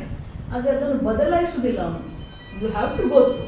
ನೀವು ಅದನ್ನು ಪ್ರಾರಬ್ಧ ಅನ್ನುವಂಥದ್ದು ಅನುಭವಿಸಿಯೇ ಶುದ್ಧ ಅಂತ ಹೇಳ್ತಾರಲ್ಲ. ಸೊ ಹಾಗಾಗಿ ಅವರವರ ಪ್ರಾರಬ್ಧ ಅವರು ಅನುಭವಿಸಲೇಬೇಕು. ಆದ್ದರಿಂದ ನಿಜವಾದ ಭಕ್ತನಾದಂಥವನು ನನ್ನ ಪ್ರಾರಬ್ಧವನ್ನು ಬದಲಾಯಿಸುವಂತ ಕೇಳೋದಿಲ್ಲ, ಅದನ್ನು ಎದುರಿಸುವ ಶಕ್ತಿಯನ್ನು ಕೊಡುವಂತ ಮಾತ್ರ ಕೇಳಬೇಕು. ನನ್ನ ಪ್ರಾರಬ್ಧದ ಪ್ರಕಾರ ನನಗೆ ಕಷ್ಟ ಬಂದಿದೆ, ಭಗವಂತ ಸಹಿಸುವ ಶಕ್ತಿ ಕೊಡುವಂತ ಕೇಳಬಹುದು ಅಷ್ಟೇ. ಹಾಗೆ ಭರತ ಶ್ರೀರಾಮಚಂದ್ರ ಅವನು ನಿರ್ಧಾರ ಮಾಡಿ ಬಂದಿದ್ದಾನೆ ಅಂತಂದ್ರೆ ಅವನು ಬದಲಾಯಿಸಲಿಕ್ಕೆ ಸಾಧ್ಯ ಇಲ್ಲ ಅಂತ ಗೊತ್ತಿದೆ. ಭರತ ಎಲ್ಲ ಪರಿವಾರವನ್ನು ಕರ್ಕೊಂಡು ಬರಬೇಕಾದ್ರೆ ಇಂದ್ರನಿಗೆ ಭಯ ಆಗ್ತದಂತೆ. ಈಗ ಭರತ ವಾಪಸ್ ಕರ್ಕೊಂಡು ಹೋದ್ರೆ ಹೇಗೋ ಪ್ಲಾನ್ ಮಾಡಿ ಇವರನ್ನು ಇಲ್ಲಿವರೆಗೆ ಕರ್ಕೊಂಬಂದಾಗಿದೆ. ಹೇಳಿ ರಾಮ ಕಾರ್ಯದ ಉದ್ದೇಶ ಅವರಿಗೆ ಅವರ ಸ್ವಾರ್ಥ, ರಾವಣನ ನಾಶ ಆಗ್ಬೇಕು ಅಂತ ಮಾತ್ರ. ಆದ್ರೆ ಭಗವಂತನಿಗೆ ಅದೊಂದೇ ಕೆಲಸ ಅಲ್ಲ, ಭಗವಂತನಿಗೆ ಅನೇಕ ಕೆಲಸ ಇದೆ. ಶ್ರೀರಾಮಚಂದ್ರ ಪಟ್ಟಾಭಿಷೇಕ ಆಗಿ ಅಯೋಧ್ಯೆಯಲ್ಲಿ ಇದ್ರೆ ಇಷ್ಟೊಂದು ಜನರು ದರ್ಶನ ಹೇಗಾಗ್ತಿತ್ತು ಅಲ್ಲ, ಶಬರಿಗೆ ಹೇಗೆ ದರ್ಶನ ಆಗ್ತಿತ್ತು. ಅನೇಕ ಋಷಿ ಮುನಿಗಳು ಅಯೋಧ್ಯೆಯ ರಾಜ್ಯಕ್ಕೆ ಹೋಗಿ ಭೇಟಿ ಆಗ್ಲಿಕ್ಕೆ ಆಗುದಿಲ್ಲ ಅಲ್ವಾ. ಅದೇ ಕೇಳಿದ್ರು ಶ್ರೀರಾಮಚಂದ್ರ ಎಷ್ಟು ಕೃಪಾಳು ಅಂದ್ರೆ ಭಕ್ತನ ಮನೆಗೆ ಬಂದು ಭೇಟಿ ಆಗಿದ್ದಾನೆ ಅಂತೇಳಿ ಅಲ್ವಾ. ಹಾಗಾಗಿ ಹೇಗೋ ಹೇಳ್ತಾರೆ, ನೀವು ಬಾರದಿದ್ರೆ ಆಗುದಿಲ್ಲ ಅಂತ ಹೇಳ್ಕೊಂಡು ಶ್ರೀರಾಮಚಂದ್ರ ಹೇಳ್ತಾನೆ, ನೀ ಹೇಳೋದೆಲ್ಲ ಸರಿ, ನಿನ್ನ ಪ್ರೀತಿಯನ್ನು ನೋಡಿ ನನಗೆ ನನ್ನ ಮನಸ್ಸು ಕರಗ್ತದೆ, ನಾನು ಒಪ್ತೇನೆ, ನನಗೆ ನಿನ್ನಷ್ಟು ಪ್ರೀತಿ ಇದೆ ಎಲ್ಲ ಹೌದು. ಆದರೆ 14 ವರ್ಷ ನೀನು ಸಹಿಸಬೇಕು ಅಂತ ಬರೋದಿಲ್ಲ ಅಂತ ಹೇಳೋದು. 14 ವರ್ಷ ಸಹಿಸಬೇಕು ಅಂತ ಅವಧಿ ಮುಗಿಯುವವರೆಗೆ ಅದೇ ಹೇಳಿ, ಪ್ರಾರಬ್ಧ ಬದಲಾಯಿಸ್ಲಿಕ್ಕೆ ಆಗೋದಿಲ್ಲ. You have to go to. ಆದರೆ ನಾನು ನಿಮ್ಮ ಜೊತೆ ಇರ್ತೇನೆ. ಅದಾದ್ಮೇಲೆ ಮತ್ತೆ ಪಾದುಕೆ ಕೊಡಿ ಅಂತ ಹೇಳಿ ತಗೊಂಡು ಹೋಗ್ತಾರೆ.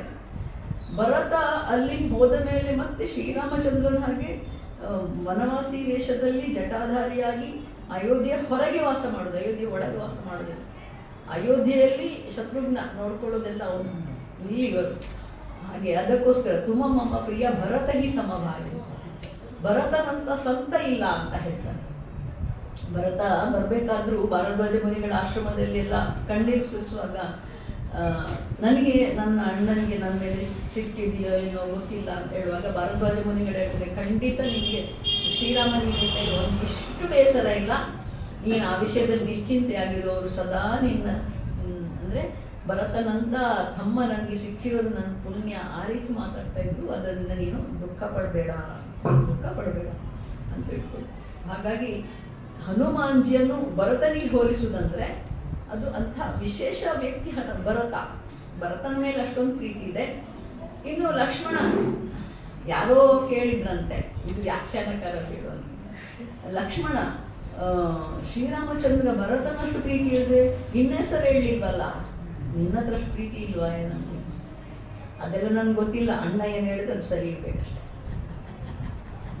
ಅಣ್ಣ ತಮ್ಮರಿಗೆ ಇರುವಂತ ಪ್ರೀತಿ ಹತ್ರ ಹಾಗೆ ಅಣ್ಣ ಏನು ನುಡಿದಿದ್ದಾನೆ ಅದು ಸರಿ ಇರ್ಬೇಕಷ್ಟೆ. ಅದರ ಮೇಲೆ ಪುನಃ ವ್ಯಾಖ್ಯಾನ ಇಲ್ಲ, ಅವ್ನು ಯಾಕೆ ಹಾಗೆ ಹೇಳಿದ, ಅವ್ನು ಯಾಕೆ ಹೀಗೆ ಹೇಳಿದ್ನು ವಿಚಾರ, ಆ ವಿಷಯದಲ್ಲಿ ತಲೆ ಕೆಡಿಸ್ಕೊಳ್ಳಿಕ್ಕೆ ನನಗೇನು ಅಣ್ಣನ ಸೇವೆ ಮಾಡಬೇಕಷ್ಟೇ. ಅಣ್ಣನಿಗೆ ಯಾರಾದರೂ ಹೇಳಿದ್ರೆ ಮಾತ್ರ ಸಿಟ್ಟು ಬರ್ತದೆ, ಅಣ್ಣನಿಗೆ ಯಾರು ತೊಂದರೆ ಕೊಟ್ಟರೆ ಸಿಟ್ಟು ಬರ್ತದೆ. ಅದು ಬಿಟ್ಟರೆ ನಾನು ಯಾವಾಗಲೂ ಮಕ್ಕಳಿಗೆಲ್ಲ ಅಡ್ರೆಸ್ ಮಾಡುವಾಗ ಹೇಳುತ್ತಿದ್ದ, ಸಿಟ್ಟು ಬರಬಾರ್ದು ಅಂತ ಹೇಳ್ತಾರಲ್ವ, ಸಿಟ್ಟು ತಪ್ಪು ಅಂತ ಹೇಳ್ತಾರೆ, ಕ್ರೋಧ ತಪ್ಪು. ಆದರೆ ಕ್ರೋಧ ಕೂಡ ಭಗವಂತನ ಒಂದು ಸೃಷ್ಟಿ ಅಲ್ವ, ಎಲ್ಲ ಗುಣಗಳು ಅದು ಕೂಡ ಒಂದು. ಆದರೆ ಅದು ಯಾವ ರೀತಿ ಇರಬೇಕು, ಲಕ್ಷ್ಮಣನಾಗಿರ್ಬೇಕು ಅಂತ. ಲಕ್ಷ್ಮಣನಿಗೆ ಅವನಿಗೆ ಏನೇ ತೊಂದರೆ ಏನಾದರೂ ಅವನಿಗೆ ಸಿಟ್ಟು ಬರೋದಿಲ್ಲ. ಅವನಿಗೆ ಸಿಟ್ಟು ಬರೋದು ಯಾವಾಗ ಶ್ರೀರಾಮಚಂದ್ರನಿಗೆ ಏನಾದರೂ ಹೇಳಿದಾಗ, ಅವರಿಗೆ ಯಾರು ತೊಂದರೆ ಮಾಡಿದಾಗ. ಅದೇ ರೀತಿ ನಿಮ್ಮ ಮನೆಯಲ್ಲಿ ನಿಮ್ಮ ತಂದೆ ತಾಯಿಗೆ ಯಾರಾದರೂ ಏನಾದರೂ ಅಂದರೆ ನಿಮಗೆ ಸಿಟ್ಟು ಬರಬೇಕು ಅಲ್ವಾ. ನಮ್ಮ ಧರ್ಮದ ಬಗ್ಗೆ ಯಾರಾದರೂ ಮಾತಾಡಿದರೆ ನಮಗೆ ಸಿಟ್ಟು ಬರಬೇಕು, ಸಿಟ್ಟು ಬರದಿದ್ರೆ ವ್ಯರ್ಥ. ನಮ್ಮ ದೇಶದ ಬಗ್ಗೆ ಯಾರಾದರೂ ಏನಾದರೂ ಕೆಟ್ಟ ಮಾತು ಹೇಳಿದರೆ ಅದು ಸಿಟ್ಟು ಬರಬೇಕು. ಅವಾಗ ಹೇಳಿ ಅದೆಲ್ಲ ಇದು ಸರಿಯಾದ ವಿಷಯ ಹೀಗೆ ಅಂತ ಹೇಳುವಂಥ ಜ್ಞಾನ ಇರಬೇಕು, ಅವಾಗ ಸಿಟ್ಟು ಬರಬೇಕು, ಅವಾಗ ನಾವು ಒಪ್ಕೋಬಾರ್ದು. ಹಾಗೆ ಲಕ್ಷ್ಮಣ ಸ್ವಭಾವ ಸಿಟ್ಟಿಂದಾದರೂ ತುಳಸಿದಾಸ್ ಹೇಳಿದ್ರೆ ಶೀತಲ ಸ್ವಭಾವ ಅಂತ ಲಕ್ಷ್ಮಣ. ಲಕ್ಷ್ಮಣ ಶೀತಲ ಸ್ವಭಾವ, ಅಂದರೆ ಶೀತಲ ಸ್ವಭಾವನೇ. ಸಿಟ್ಟು ಬರೋದು ಆವಾಗ ಮಾತ್ರ. ಇನ್ನೂ ಒಂದಿದೆ, ಆ ಸಿಟ್ಟಿನ ಮೇಲೆ ಕಂಟ್ರೋಲ್ ಇದೆ. ಶ್ರೀರಾಮಚಂದ್ರ ಲಕ್ಷ್ಮಣ ಅಂತ ಹೇಳಿದ್ರೆ ಸಾಕು, ಸುಮ್ಮನಾಗ್ತದೆ. ಹಾಗೆ ಅಂದರೆ ಸಿಟ್ಟು ಇದ್ರೂ ಅದರ ಮೇಲೆ ಕಂಟ್ರೋಲ್ ನಮಗಿರ್ಬೇಕು. ಆದರೆ ಭಗವಂತನಿಗೆ ಲಕ್ಷ್ಮಣನನ್ನು ಶ್ರೀರಾಮಚಂದ್ರ ತನಗಿಂತ ಬೇರೆ ಅಂತ ತಿಳ್ಕೊಳ್ಳೇ ಇಲ್ಲ. ಅವನು ಮತ್ತೆ ನಾನು ಒಂದೇ ಅಂತ ಹೇಳಿದ ಹಾಗೆ. ಭರತನನ್ನು ನನ್ನ ತಮ್ಮ ಅಂತ ಹೇಳಿ ಪ್ರೀತಿ ಮಾಡಿದ್ದು. ಅದಕ್ಕೆ ಹನುಮಾನ್ಜಿಗೆ ಆ ಸ್ಥಾನ. ಹನುಮಾನ್ಜಿಗೆ ಭರತನ ಸ್ಥಾನ. ತುಮ ಮಮ ಪ್ರಿಯ ಭರತನಿಗೆ ಸಮಭಾಯಿ, ನೀನು ನನ್ನ ಭರತನಿಗೆ ಸಮಾನವಾದ ಸಹೋದರ ಇದ್ದ ಹಾಗೆ ಅಂತ ಹೇಳ್ಕೊಂಡು. ಹಾಗಾಗಿ ಹನುಮಾನ್ಜಿಯಿಂದ ಬೇರೆ ಬೇರೆ ಗುಣಗಳೇನಿದೆ ಅದು ನಮಗೆ ಆದರ್ಶ, ನಮಗೆ ಮಾರ್ಗದರ್ಶನ. ಇಲ್ಲಿ ಹೇಳ್ತಾರಲ್ಲ ಭಗವಂತ 12ನೇ ಅಧ್ಯಾಯದಲ್ಲೂ ಅನೇಕ ಗುಣಗಳನ್ನು ಹೇಳಿದ್ದಾರೆ. ಏನು? ಅದ್ವೇಷ್ಟ ಸರ್ವಭೂತಾನ ಮೈತ್ರ ಕರುಣ ಇವ ಚ ನಿರ್ಮಮೋ ನಿರಹಂಕಾರ. ಅನೇಕ ಗುಣಗಳಿವೆ, 45 ಗುಣಗಳಿವೆ. ಸೊ ಈ ಗುಣಗಳಲ್ಲಿ ಯಾವುದು ತೆಗೆದ್ರೂ ಅದು ಹನುಮಾನ್ಜಿಯಲ್ಲಿದೆ. ಕೊನೆಯಲ್ಲಿ 12ನೇ ಅಧ್ಯಾಯ ಕೊನೆಯಲ್ಲಿ ಭಗವಂತ ಹೇಳ್ತಾನಲ್ಲ, ಇಂಥದ್ದು ಯಾವುದಾದ್ರೂ ಒಂದು ಗುಣವನ್ನು ಯಾರು ಅಳವಡಿಸ್ಕೊಳ್ಳೋದಕ್ಕೆ ಪ್ರಯತ್ನ ಮಾಡ್ತಾರೋ ಅವರು ನನಗೆ ಪ್ರಿಯ, ಅವರು ಅತ್ಯಂತ ಪ್ರಿಯ. ಅಂದರೆ ಪ್ರಯತ್ನ ಮಾಡೋರು ಇಷ್ಟ ನನಗೆ ಅಂಥವರು ಪ್ರಿಯ ಅಂತ ಹೇಳಿ. ಹಾಗಾಗಿ ಹನುಮಾನ್ ಎಷ್ಟು ಪ್ರಿಯ ಅಂತ ಹೇಳಿದರೆ, ಈ ನಾವು ಬಾಲ್ಯರ ಮಕ್ಕಳಲ್ಲಿ ಒಂದು ಕತೆ ಹೇಳ್ತೇವೆ, ಕೇಳಿದಿರೋದು ಗೊತ್ತಿಲ್ಲ. ಒಂದು ಸಲ ನಾರದ ಮಹರ್ಷಿಗಳಿಗೆ ಅನ್ನಿಸ್ತದಂತೆ. ಏನು ಅಂತ ಹೇಳಿದರೆ, ಈ ಭಕ್ತಾದಿಗಳೆಲ್ಲ ಇದ್ದಾರಲ್ಲ ಅವರೊಂದು ಲಿಸ್ಟ್ ಮಾಡಬೇಕು, ಒಂದು ಡೈರಿ ಲಿಸ್ಟ್. ಎಷ್ಟು ಜನ ಭಕ್ತಾದಿಗಳಿದ್ದಾರೆ ಎಲ್ಲ ಯುಗಗಳಲ್ಲಿ ನಾರಾಯಣನ ಭಕ್ತರು. ಲಿಸ್ಟ್ ಮಾಡಿ ಮಾಡಿ ಮಾಡಿ ಮಾಡಿ ಎಲ್ಲಿ ಹುಡುಕುದು ಅಂತ ಕೇಳಿಕೊಂಡು ಹನುಮಾನ್ಜಿ ಹತ್ರ ಬರ್ತಾರೆ. ಹನುಮಾನ್ಜಿ ಒಬ್ಬ ಶ್ರೇಷ್ಠ ಭಕ್ತ ಅಲ್ವಾ. ಹನುಮಾನ್ಜಿ ಹತ್ರ ಹೋಗಿ ನಾರಾಯಣನ ಭಕ್ತರ ಒಂದು ಲಿಸ್ಟ್ ಮಾಡಬೇಕಲ್ಲ. ಅಯ್ಯೋ ಅದಿದೆಯಲ್ಲ ಅಲ್ಲಿ ವೈಕುಂಠದಲ್ಲಿದೆ ಅಂತ. ಓ ಹೌದಾ, ಸರಿ. ಇವರು ವೈಕುಂಠಕ್ಕೆ ಹೋಗ್ತಾರೆ. ವೈಕುಂಠಕ್ಕೆ ಹೋಗಿ ಅಲ್ಲಿ ನಾರಾಯಣ ಎಲ್ಲ ವಿವಾದನೆಲ್ಲ ಆಯಿತು. ಅಲ್ಲ, ಇಲ್ಲಿ ಭಕ್ತರದ್ದು ಒಂದು ಡೈರಿ ಇದೆಯಂತೆ, ಲಿಸ್ಟ್ ಇದೆಯಂತೆ. ಎಲ್ಲಿದೆ? ಅದಲ್ಲಿ ಬಾಗಿಲ ಹತ್ರ ಇದೆಯಲ್ಲ, ಅಲ್ಲಿದೆ ದೊಡ್ಡ. ಸೊ ಹನುಮಾನ್ಜಿ ಅಲ್ಲಿ ಹೋಗಿ ನೋಡ್ತಾರೆ. ಹನುಮಾನ್ಜಿ ಸಾರಿ ನಾರಜ ಮೇಲೆ ಅವರದೇ ಹೆಸರಿದೆ, ನಾರದ ಮಹರ್ಷಿ. ಮತ್ತು ಎಲ್ಲರ ಹೆಸರಿದೆ ಉದ್ದಕ್ಕೆ. ಎಲ್ಲೂ ಹನುಮಾನ್ಜಿ ಹೆಸರೇ ಇಲ್ಲ. ವಾಪಸ್ ಬರ್ತಾರಂತೆ. ವಾಪಸ್ ಬಂದು ಕೇಳ್ತಾರಂತೆ ಹನುಮಾನ್ಜಿ ಹತ್ರ, ಅಲ್ಲ ಲಿಸ್ಟ್ ಎಲ್ಲ ಇದೆ, ನಿಮ್ಮ ಹೆಸರು ಇಲ್ವಲ್ಲ, ಎಲ್ಲದಿದ್ರೇನು ತೊಂದರೆ ಇಲ್ಲ, ಮತ್ತೆ ಅದೇನು ವ್ಯತ್ಯಾಸನೇ ಇಲ್ಲ, ಹೆಸರಿರಲಿ ಇಲ್ಲದಿರಲಿ ಯಾರು ಕರೀಲಿ ಏನು ವ್ಯತ್ಯಾಸ ಇಲ್ಲ. ಅವಾಗ ನಾರದರಿಗೆ ಕ್ಯೂರಿಯಾಸಿಟಿ ಅಂತ, ಕುತೂಹಲ ಜಾಸ್ತಿ. ಅಲ್ಲೇನು ಇಲ್ಲೇನು ಇಲ್ಲೇನು ಅಲ್ಲೇನು ಅಂತ ಹೇಳ್ಕೊಂಡು ಅದು ಕುತೂಹಲ ಜಾಸ್ತಿ. ಇಲ್ಲ ಹಾಗೆ ಆಗಲಿಕ್ಕೆ ಸಾಧ್ಯ ಇಲ್ಲಪ್ಪ, ನಿಮ್ಮ ಹೆಸರು ಇಲ್ಲದಿದ್ದರೆ ಹೇಗೆ ಭಕ್ತರ ಲಿಸ್ಟಲ್ಲಿ? ಅದಕ್ಕೆ ಬೇರೆ ಒಂದು ಇರ್ಬೋದು ಸಣ್ಣ ಬುಕ್ ಅಂತ. ಹೌದಾ, ಮತ್ತೆ ಪುನಃ ವೈಕುಂಠಕ್ಕೆ ಹೋಗ್ತಾರೆ. ಅವರ ಕೆಲಸ ಆಗೋರಿಗೂ ಸುಮ್ಮನೆ ಇರ್ತಿಲ್ಲ. ವೈಕುಂಠಕ್ಕೆ ಹೋಗ್ತಾರೆ. ಎಲ್ಲೋದ್ರೆ ಒಂದು ಸಣ್ಣ ಡೈರಿ, ಪಾಕೆಟ್, ಒಂದು ದೊಡ್ಡ ಡಿಕ್ಷ್, ಮೊದಲು ಫೋನ್ ಇದೆಲ್ಲ ಡಿಕ್ಷ್ ಇರ್ತಿತ್ತಲ್ಲ, ಒಂದು ದೊಡ್ಡದು ಮತ್ತೊಂದು ಸಣ್ಣದು, ಅವ್ರವ್ರಿಗೆ ಬೇಕಾದವ್ರು ಬರ್ಕೊಂಡು ಪಾಕೆಟಲ್ಲಿ ಇಟ್ಕೊಳ್ತಾರಲ್ಲ. ಹಾಗೆ ಅದಕ್ಕೆ ಹೌದು ಇದೆ ನನ್ನ ಅದು ತೆಗೆದು ನೋಡೋದ್ರಲ್ಲಿ ಇದೆ ಹನುಮಾನ್ಜಿ ಸರ್. ನಾನು ಅದ್ರಲ್ಲಿ ನಾರದನಿಗೆ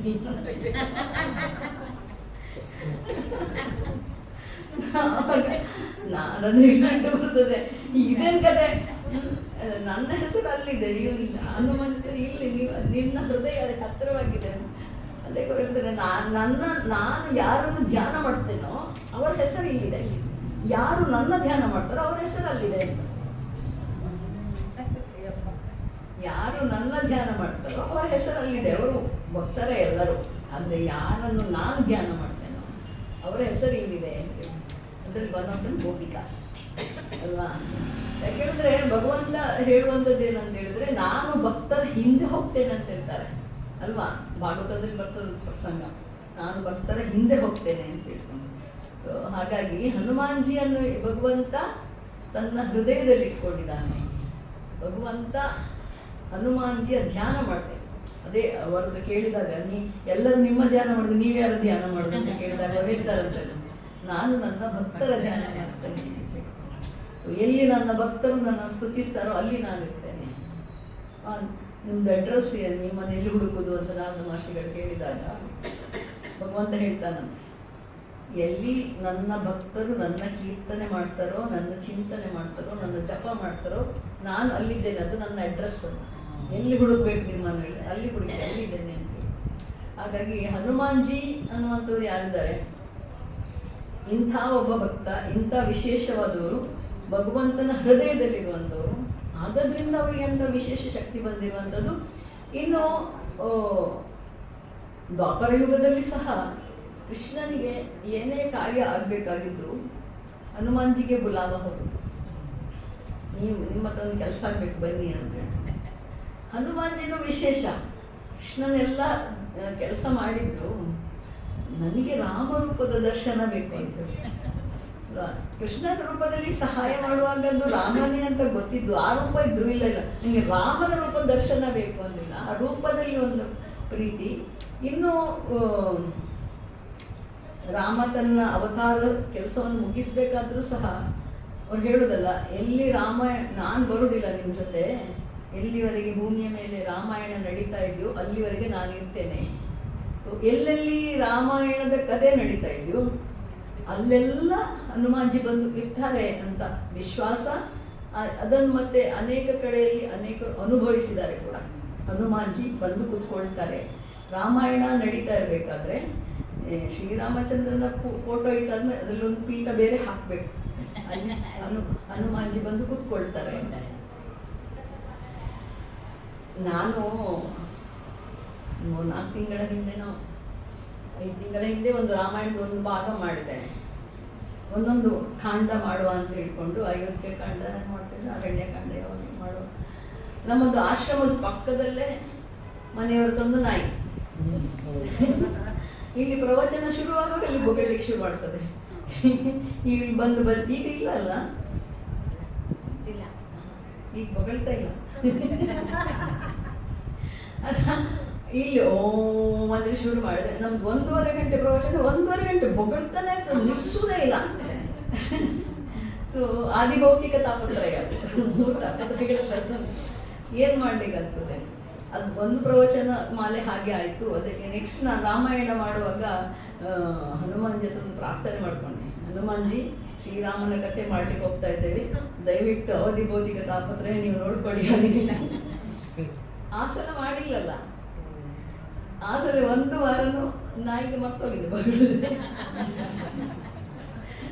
ಹೇಳುವಂತ ಅರ್ಥ ಏನಂದ್ರೆ, ಹನುಮಾನ್ಜಿಯನ್ನು ಈಗ ನೀವು ನಂಬಿ ಅವರನ್ನು ಸ್ತುತಿ ಮಾಡಿದ್ದೆ ಅಂತಂದ್ರೆ ಇವಾಗ ಕೂಡ ನಿಮ್ಮ ಜೊತೆ ಇದ್ದಾರೆ, ನಿಮ್ಮನ್ನು ಕಾಪಾಡ್ತಾರೆ. ನಮ್ದು ಕೋರಮಂಗಲದಲ್ಲಿ ಒಂದು ಸ್ಕೂಲ್ ಇದೆ, ದೊಡ್ಡ ಸ್ಕೂಲ್, ಪಕ್ಕದಲ್ಲಿ ಸ್ಮಶಾನ. ಇಲ್ಲಿ ಸ್ಕೂಲು, ಇಲ್ಲಿ ನಂದು ಕ್ವಾರ್ಟರ್ಸ್ ಆದರೆ ಕಿಟಕಿಯಲ್ಲಿ ಹೆಣ್ಣುಗಳು ಬರೋದು ಇದು ಮಾಡೋದೆಲ್ಲ ಕಾಣ್ತದೆ, ಪಕ್ಕದೇ ಇಮ್ಮಿಡಿಯೇಟ್ ಕಾಂಪೌಂಡ್. ಅಲ್ಲಿ ಮಕ್ಕಳಿಗೆ ಹನುಮಾನ್ ಚಾಲಿಸ ಹೇಳಿಕೊಡ್ತೇವೆ ನಾವು. ಪ್ರತಿ ಗುರುವಾರ ಮಾಸ್ ಚಾಂಟಿಂಗ್, ಎಲ್ಲ ಮಕ್ಕಳು ಹನುಮಾನ್ ಚಾಲಿಸ ಒಂದ್ಸಲ ಹೇಳುವಂತ ಒಂದು ಇದಿದೆ, ಕ್ರಮ ಇದೆ. ಅಲ್ಲಿ ಆಚೆಯಿಂದ ಈಚಿಂದ ಹೋಗುವಾಗ ಮಕ್ಕಳು ಮಾತಾಡೋದು, ಇಲ್ಲಿ ಶಾಚಿಗಳಿದೆ, ಹಾಂಟೆಡ್ ಸ್ಕೂಲು ಇದು ಅದನ್ನು ಹೇಳ್ಕೊಂಡು ರಾತ್ರಿ 6 ಗಂಟೆ ನಂತರ ಇಲ್ಲೆಲ್ಲ ಓಡಾಡ್ತದೆ. ಅವ್ರು ಹಾಗೆ ಹೇಳೋದು ಒಳ್ಳೇದು, ಯಾಕಂದ್ರೆ ಅವ್ರು ಗಲಾಟೆ ಮಾಡ್ತಿರ್ತಾರೆ, ನನಗೆ ನಿದ್ದೆ ಬರೋದಿಲ್ಲ, ಹೆದರ್ತಾರೆ ಆಯ್ತಾ. ನಾನು ಅವಾಗಲೂ ಅಲ್ಲಿ ಹನುಮಾನ್ ಚಾಲಿಸ ಯಜ್ಞ ಮಾಡಿದಾಗ ನಾನು ಹೇಳಿದ್ದೆ ಏನಂದ್ರೆ, ನೀವು ಹನುಮಾನ್ ಚಾಲಿಸ ಹೇಳೋದಿಲ್ವಾ, ಹೇಳ್ಕೊಂಬನ್ನಿ. ಯಾವ ಭೂತ ಪಿಶಾಚ ನಿಕಟ ಜಪು ನಾಮಸು ನೀವು ಹೇಳುದಿಲ್ವ ಅದರಲ್ಲಿ. ಹನುಮಾನ್ ಚಾಲಿಸದಲ್ಲಿ ಬರ್ತದೆ, ಯಾವ ಪಿಶಾಚಿನೂ ಬರೋದಿಲ್ಲ, ತುಂಬ ರಕ್ಷಕ ಕಾಹು ಕೋಡರ್ನ. ನೀನು ರಕ್ಷಕನಾಗಿ, ಹನುಮಾನ್ಜಿ ನಮ್ಮ ರಕ್ಷಕನಾಗಿ ನಿಂತಿದ್ದಾದ್ರೆ ನಾವು ಹೆದರುದು ಯಾಕೆ?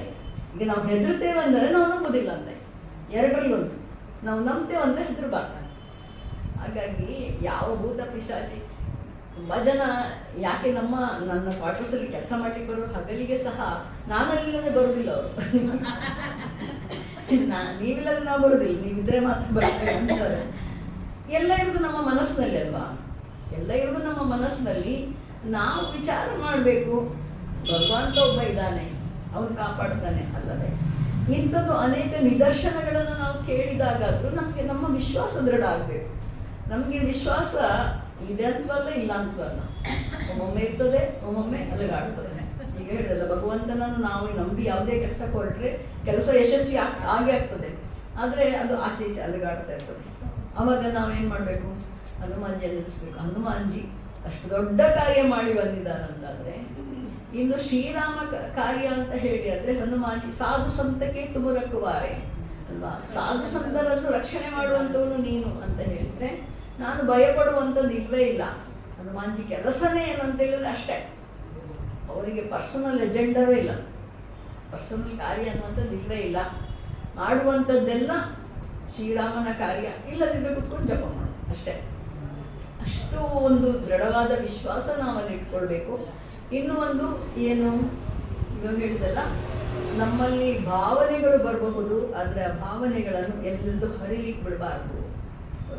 ಹಿಂದಿಯಲ್ಲಿ ಪ್ರವಚನ ಮಾಡೋರು ಹೇಳ್ತಾರೆ, ಭಾವ ಎಂದು ಬಹಾವ್ ನಹಿ, ಭಾವನೆ ಇದೆ ಬಹಾವ್ ನಹಿ ಅಂದರೆ ಅವಶ್ಯಕತೆ ಇಲ್ಲದಲ್ಲಿ ಹರಿಯೋದಿಲ್ಲ. ಬಗೆಯಲಿಲ್ಲ, ಸೀತೆಯನ್ನು ಅವನು ಹೊಡಿಲಿಕ್ಕೆ ಬರಬೇಕಾದ್ರೆ ಸಿಟ್ಟು ಬಂತು, ಆದರೆ ಕಂಟ್ರೋಲ್ ಇದೆ ಅಲ್ವಾ. ಎಲ್ಲೆಲ್ಲಿ ಉಪಯೋಗಿಸಬೇಕು ಅಲ್ಲಿ ಮಾತ್ರ ಮಾಡಬೇಕು, ಇಲ್ಲದಿದ್ದರೆ ಮಾಡಬಾರ್ದು. ಅಂದರೆ ವಿವೇಕ ಇದೆ, ಎಲ್ಲಿ ಉಪಯೋಗಿಸುವಂಥದ್ದು ಸಾಮರ್ಥ್ಯ ಅಲ್ಲಿ ಮಾತ್ರ ಅಲ್ಲದೆ ಬೇರೆ ಕಡೆಯಲ್ಲಿ ಉಪಯೋಗಿಸೋದಿಲ್ಲ. ಇಲ್ಲದಿದ್ದರೆ ಬೇರೆ ಕಡೆಯಲ್ಲಿ ಸುಮ್ಮನೆ ಕೂತ್ಕೊಂಡಿರ್ತಾರೆ. ಹನುಮಾನ್ಜಿಯ ಪಾತ್ರವನ್ನು ನೀವು ರಾಮಾಯಣದಲ್ಲಿ ನೀವು ನೋಡಿದರೆ, ಸುಂದರಕಾಂಡದಲ್ಲಿ ಮುಖ್ಯವಾಗಿ ಒಂದು ಸುಂದರಕಾಂಡದ ನಾಯಕ ಹನುಮಾನ್ಜಿನೇ ಅಲ್ವಾ. ಇನ್ನು ಉತ್ತರ ಭಾರತದಲ್ಲೆಲ್ಲೂ ನಂಬಿಕೆ ಇದೆ, ಇಲ್ಲಿ ಗೊತ್ತಿಲ್ಲ ನನಗೆ. ಏನಾದರೂ ಜೀವನದಲ್ಲಿ ಕಷ್ಟ ಬಂದರೆ ಸುಂದರಕಾಂಡ ಪಾರಾಯಣ ಮಾಡ್ತಾರೆ. ಸುಂದರಕಾಂಡ ಪಾರಾಯಣ ಮಾಡಿದರೆ ಅದು ವಿಧಿಯೆಲ್ಲ ಇದೆ, 7 ದಿವಸದ ಪಾರಾಯಣ ಯಾವ ರೀತಿ ಮಾಡಬೇಕೆಲ್ಲ ಇದೆ. ಅದರ ಪ್ರಕಾರ ಮಾಡಿದರೆ ಕಷ್ಟ ಪರಿಹಾರ ಆಗ್ತದೆ. ನನಗಿಂತದೊಂದು ವಿಪತ್ತು ಬಂದಿದೆ, ಕಷ್ಟ ಬಂದಿದ್ದು ಪರಿಹಾರ ಆಗ್ತದೆ ಅಂತ ಹೇಳ್ಕೊಂಡು, ಹಾಗೆ ಹನುಮಾನ್ ಚಾಲಿಸ ಹೇಳಿದರೆ ಕೂಡ ನಮ್ದು ಏನೇ ತೊಂದರೆ ಕಷ್ಟಗಳಿದ್ರು ಪರಿಹಾರ ಆಗ್ತದೆ. ಹನುಮಾನ್ ಚಾಲಿಸವನ್ನು ಸಿದ್ಧ ಮಂತ್ರ ಅಂತ ಹೇಳ್ತಾರೆ. ಸಿದ್ಧ ಮಂತ್ರ ಹೋಗಿ ಸಿದ್ಧಿ ಸಾಕಿ ಗೌರಿ ಅಂತ ಬರ್ತದಲ್ಲ ಕೊನೆಯಲ್ಲಿ. ಅಂದರೆ ನೀವು ಒಂದು ಉದ್ದೇಶ ಇಟ್ಕೊಂಡು ಹನುಮಾನ್ ಚಾಲಿಸವನ್ನು ಜೋ ಸತಬಾರ್ ಪಾಠಕರು ಕೋಯೆ ಚೂಟ ಹಿಬಂದಿ ಮಹಾಸುಖ, 100 ಸಲ ಹೇಳಿದ್ರೆ ಅದು ಒಂದು ಅನುಷ್ಠಾನ ಇದೆ ಅಂತ ಹೇಳಿದ್ರೆ ಹೇಳಲಿಕ್ಕೆ ಶುರು ಮಾಡಿ 108 ಸಲ ಹೇಳಬೇಕು. ಆ ಥರ ಎಲ್ಲ ಇದೆ. ಕೆಲವರು 7 ಬಾರ್ ಅಂತಿಲ್ಲ, 7 ಬಾರ್ ಅಂತ ಹೇಳ್ತಾರೆ. ಆಯಿತು, ನೀವು 7 ಬಾರ್ ಅದು 7 ಬಾರ್ ಹೇಳಿ, ಅದರಲ್ಲಿ ಏನು ಪ್ರಯೋಜನ ಬರಬೇಕದು ಬಂದೇ ಬರ್ತದೆ. ಬಟ್ ಇಲ್ಲಿ ಹೇಳೋದು 100 ಸಲ ಹೇಳಿದರೆ ನಿಮ್ಮ ಕಷ್ಟ ದುಃಖ ಅನ್ನುವಂಥದ್ದು ಏನಿದೆ ಅದು ಪರಿಹಾರ ಆಗ್ತದೆ. ಇದಕ್ಕೊಂದೆರಡು ನಿದರ್ಶನಗಳು ಇದೆ.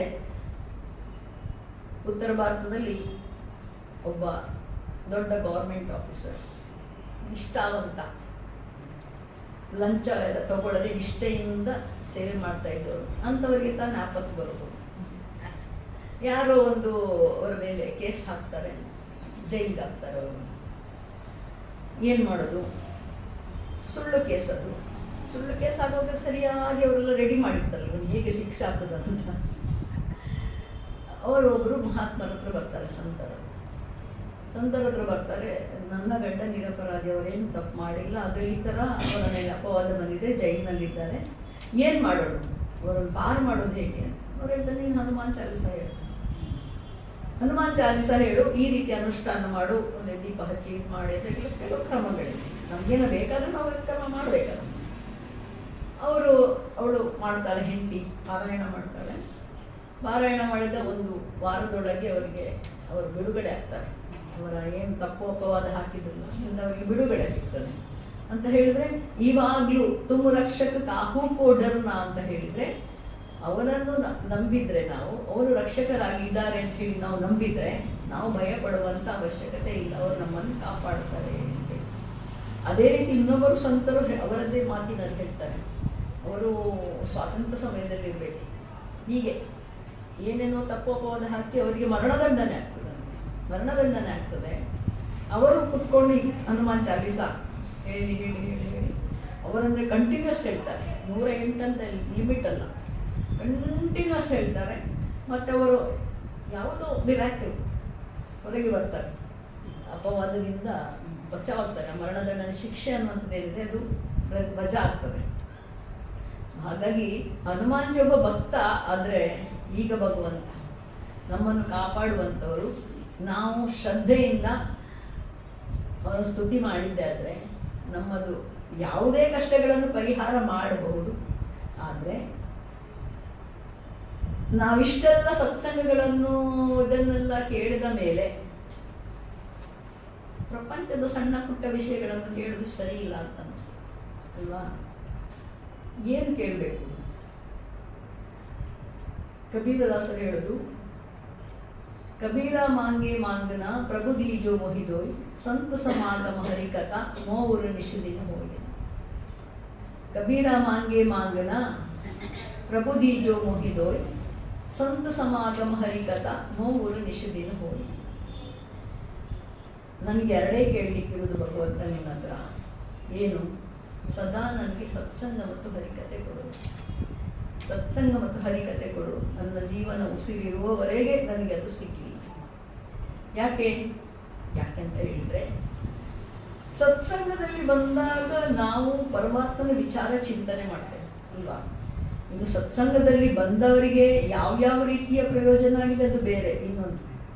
ಆದರೆ ಸತ್ಸಂಗದಲ್ಲಿ ನಾವು ಬಂದು ಕೂತ್ಕೊಂಡಾಗ ನಮ್ಮ ಮನಸ್ಸು ಅಷ್ಟು ಹೊತ್ತು ಪರಮಾತ್ಮನ ಜೊತೆ ಕನೆಕ್ಟ್ ಆಗಿರ್ತದೆ ಅಲ್ವಾ? ಈಗ ನಾವು 1.5 ಗಂಟೆನೋ 1 ಗಂಟೆನೋ ಒಟ್ಟಿನಲ್ಲಿ ಇಷ್ಟೊತ್ತು ಭಜನೆ ಹೇಳಿದ್ರು, ಪರಮಾತ್ಮ ಚಿಂತನೆ ಮಾಡಿದ್ರು, ಹನುಮಾನ್ಜಿ ಬಗ್ಗೆ ನಾವು ಮನಸ್ಸು ಕೊಟ್ಟು ಕೇಳಿದ್ವು. ಆವಾಗ ಅಷ್ಟು ಹೊತ್ತು ಮನಸ್ಸು ಹನುಮಾನ್ಜಿ ಶ್ರೀರಾಮಚಂದ್ರನ ಬಗ್ಗೆ ಇತ್ತಲ್ವಾ? ಅವಾಗ ಯಾವುದೇ ಸಂಸಾರ ತಾಪತ್ರಯ ನಮಗೆ ತಲೆಯೊಳಗೆ ಬರೋದಿಲ್ಲ. ಇನ್ನು ಸತ್ಸಂಗದ ಒಳಗೆ ಅದಕ್ಕೆ ಬರಲಿಕ್ಕೆ ಅವಕಾಶನೇ ಇಲ್ವಂತೆ.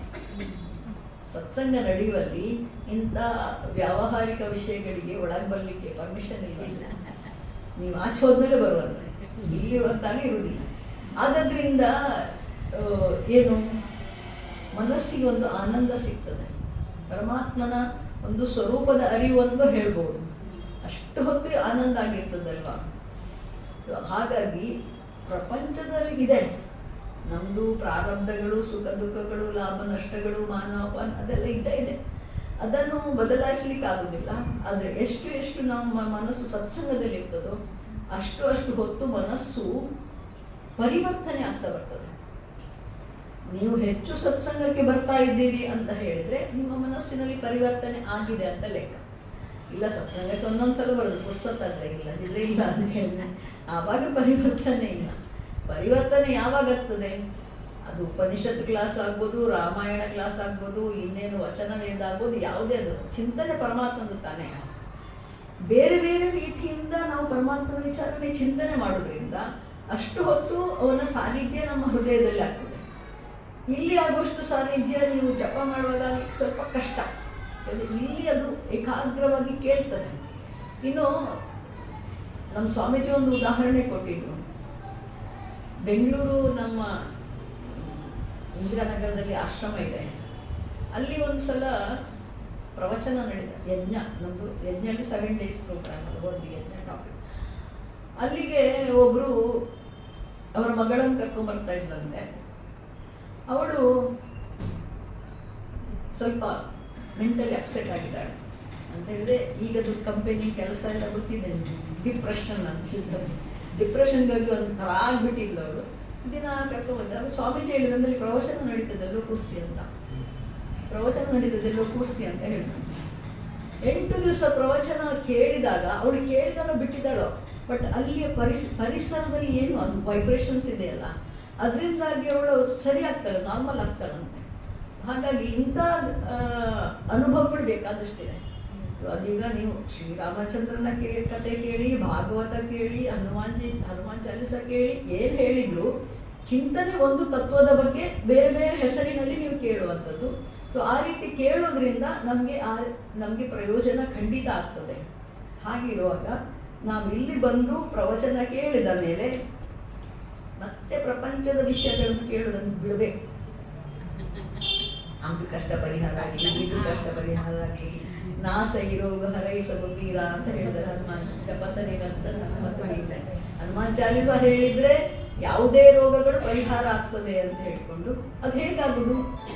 ಹೇಗಾಗುದು ಹೇಳಿದ್ರೆ, ನಿಮ್ಮ ಮನಸ್ಸು ಹನುಮಂತನ ಬಗ್ಗೆ ಚಿಂತನೆ ಮಾಡಿದಷ್ಟು, ಅಂದ್ರೆ ಇವಾಗಲೇ ಭಾಷೆಯಲ್ಲಿ ಹೇಳಿದ್ರೆ ಪಾಸಿಟಿವ್ ಥಾಟ್ಸ್, ಪಾಸಿಟಿವ್ ವೈಬ್ರೇಷನ್ಸ್ ಅಂತ. ಆ ಪಾಸಿಟಿವ್ ವೈಬ್ರೇಷನ್ ಅನ್ನುವಂಥದ್ದು ಏನಿದೆ, ನಮ್ಮ ಮನಸ್ಸಲ್ಲಿರೋ ನಕಾರಾತ್ಮಕ ಯೋಚನೆಗಳನ್ನು, ಚಿಂತನೆಗಳನ್ನು ಅಲ್ಲಿ ನಷ್ಟ ಮಾಡ್ತಾ ಹೋಗ್ತದೆ ಅಲ್ವಾ. ಹಾಗಾಗಿ ಸತ್ಸಂಗ ಮಾಡಬೇಕು, ಸತ್ಸಂಗನ ಕೇಳ್ತಾ ಇರಬೇಕು. ಎಷ್ಟು ಸಾಧ್ಯ ಇದೆಯೋ ಸತ್ಸಂಗಕ್ಕೆ ಬರುವಂಥ ಅವಕಾಶ ತಪ್ಪಿಸ್ಬಾರ್ದು. ಇಲ್ಲಿ ಅದು ಸಿಗ್ತದೆ ಅಂತಂದರೆ ಅದಕ್ಕೆ ಮೊದಲು ಪ್ರಿಫರೆನ್ಸ್ ಕೊಡಬೇಕು.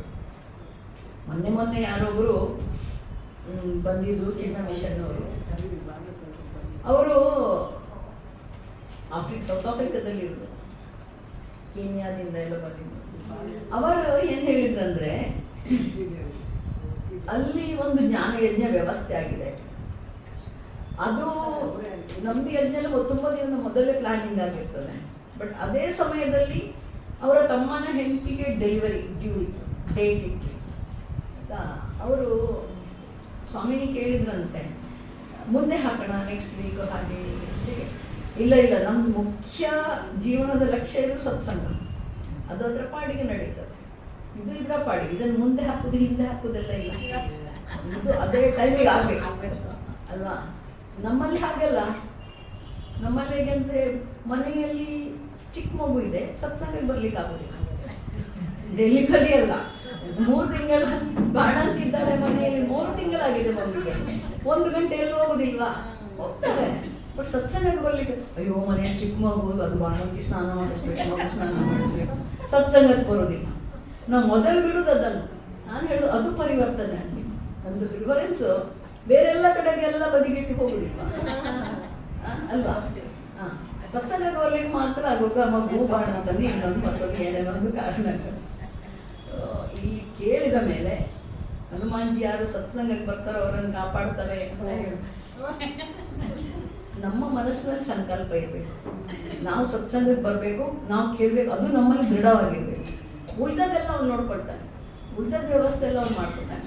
ಹಾಗಾಗಿ ಜಪದ ನಿರಂತರ ಹನುಮಂತ ವೀರ ಅಂತೇಳಿ ಹನುಮಂತನ ಚಿಂತನೆ ಮಾಡಿ, ಬಟ್ ನಮ್ಮ ಮನಸ್ಸಿನಲ್ಲಿ ಸತ್ಸಂಗದ ಬಗ್ಗೆ ಪ್ರಿಫರೆನ್ಸ್ ಮೊದಲಿದೆ. ಉಳಿದದೆಲ್ಲ ಬಿಡ್ಬೇಕಂತ ಏನು ಹೇಳೋದಿಲ್ಲ, ಎಲ್ಲ ಮಾಡ್ಕೊಳ್ಳಿ. ಪ್ರಿಫರೆನ್ಸ್ ಬಂದಾಗ ಫಸ್ಟ್ ಇದಾದ್ಮೇಲೆ ಅದು ಅದಾದ್ಮೇಲೆ ಇದಲ್ಲ, ಇದಾದ್ಮೇಲೆ ಅದು. ನಾವು ಊಟ ಒಂದು ದಿವಸ ಮಾಡೋದಿಲ್ಲ ಅಂತ ಬಿಡ್ತೇವ,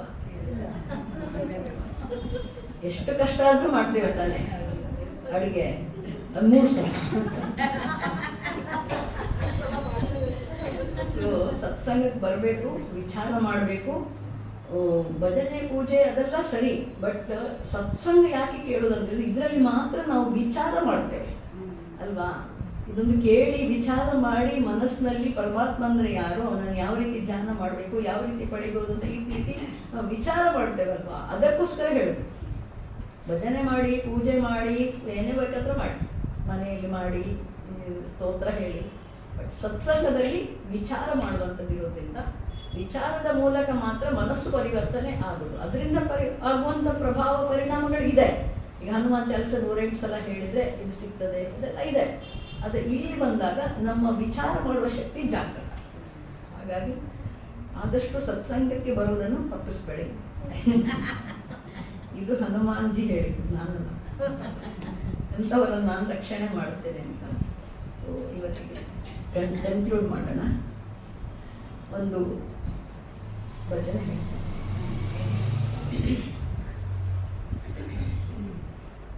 ನುಡಿ ಮನ ರಾಮ ನಾಮ ಒಮ್ಮೆ, ನುಡಿ ಮನ ರಾಮ ನಾಮ ಒಮ್ಮೆ, ನುಡಿ ಮನ ರಾಮ ನಾಮ ಒಮ್ಮೆ, ನುಡಿ ಮನ ರಾಮ ನಾಮ ಒಮ್ಮೆ, ಮಿಡಿಯಲಿ ಹೃದಯದ ವೀಣೆಯೊಮ್ಮೆ, ಮಿಡಿಯಲಿ ಹೃದಯದ ವೀಣೆಯೊಮ್ಮೆ, ರಾಮ ನಾಮ ಒಮ್ಮೆ, ರಾಮ ನಾಮ ಒಮ್ಮೆ, ರಾಯನು ಮನವೇ, ರಾಯನು ಮನವೇ, ರಾಯನು ಮನವೇ, ರಾಯನು ಮನವೇ, ಬಾಯಿ ತೆರೆದು ಒಮ್ಮೆ, ಬಾಯಿ ತೆರೆದು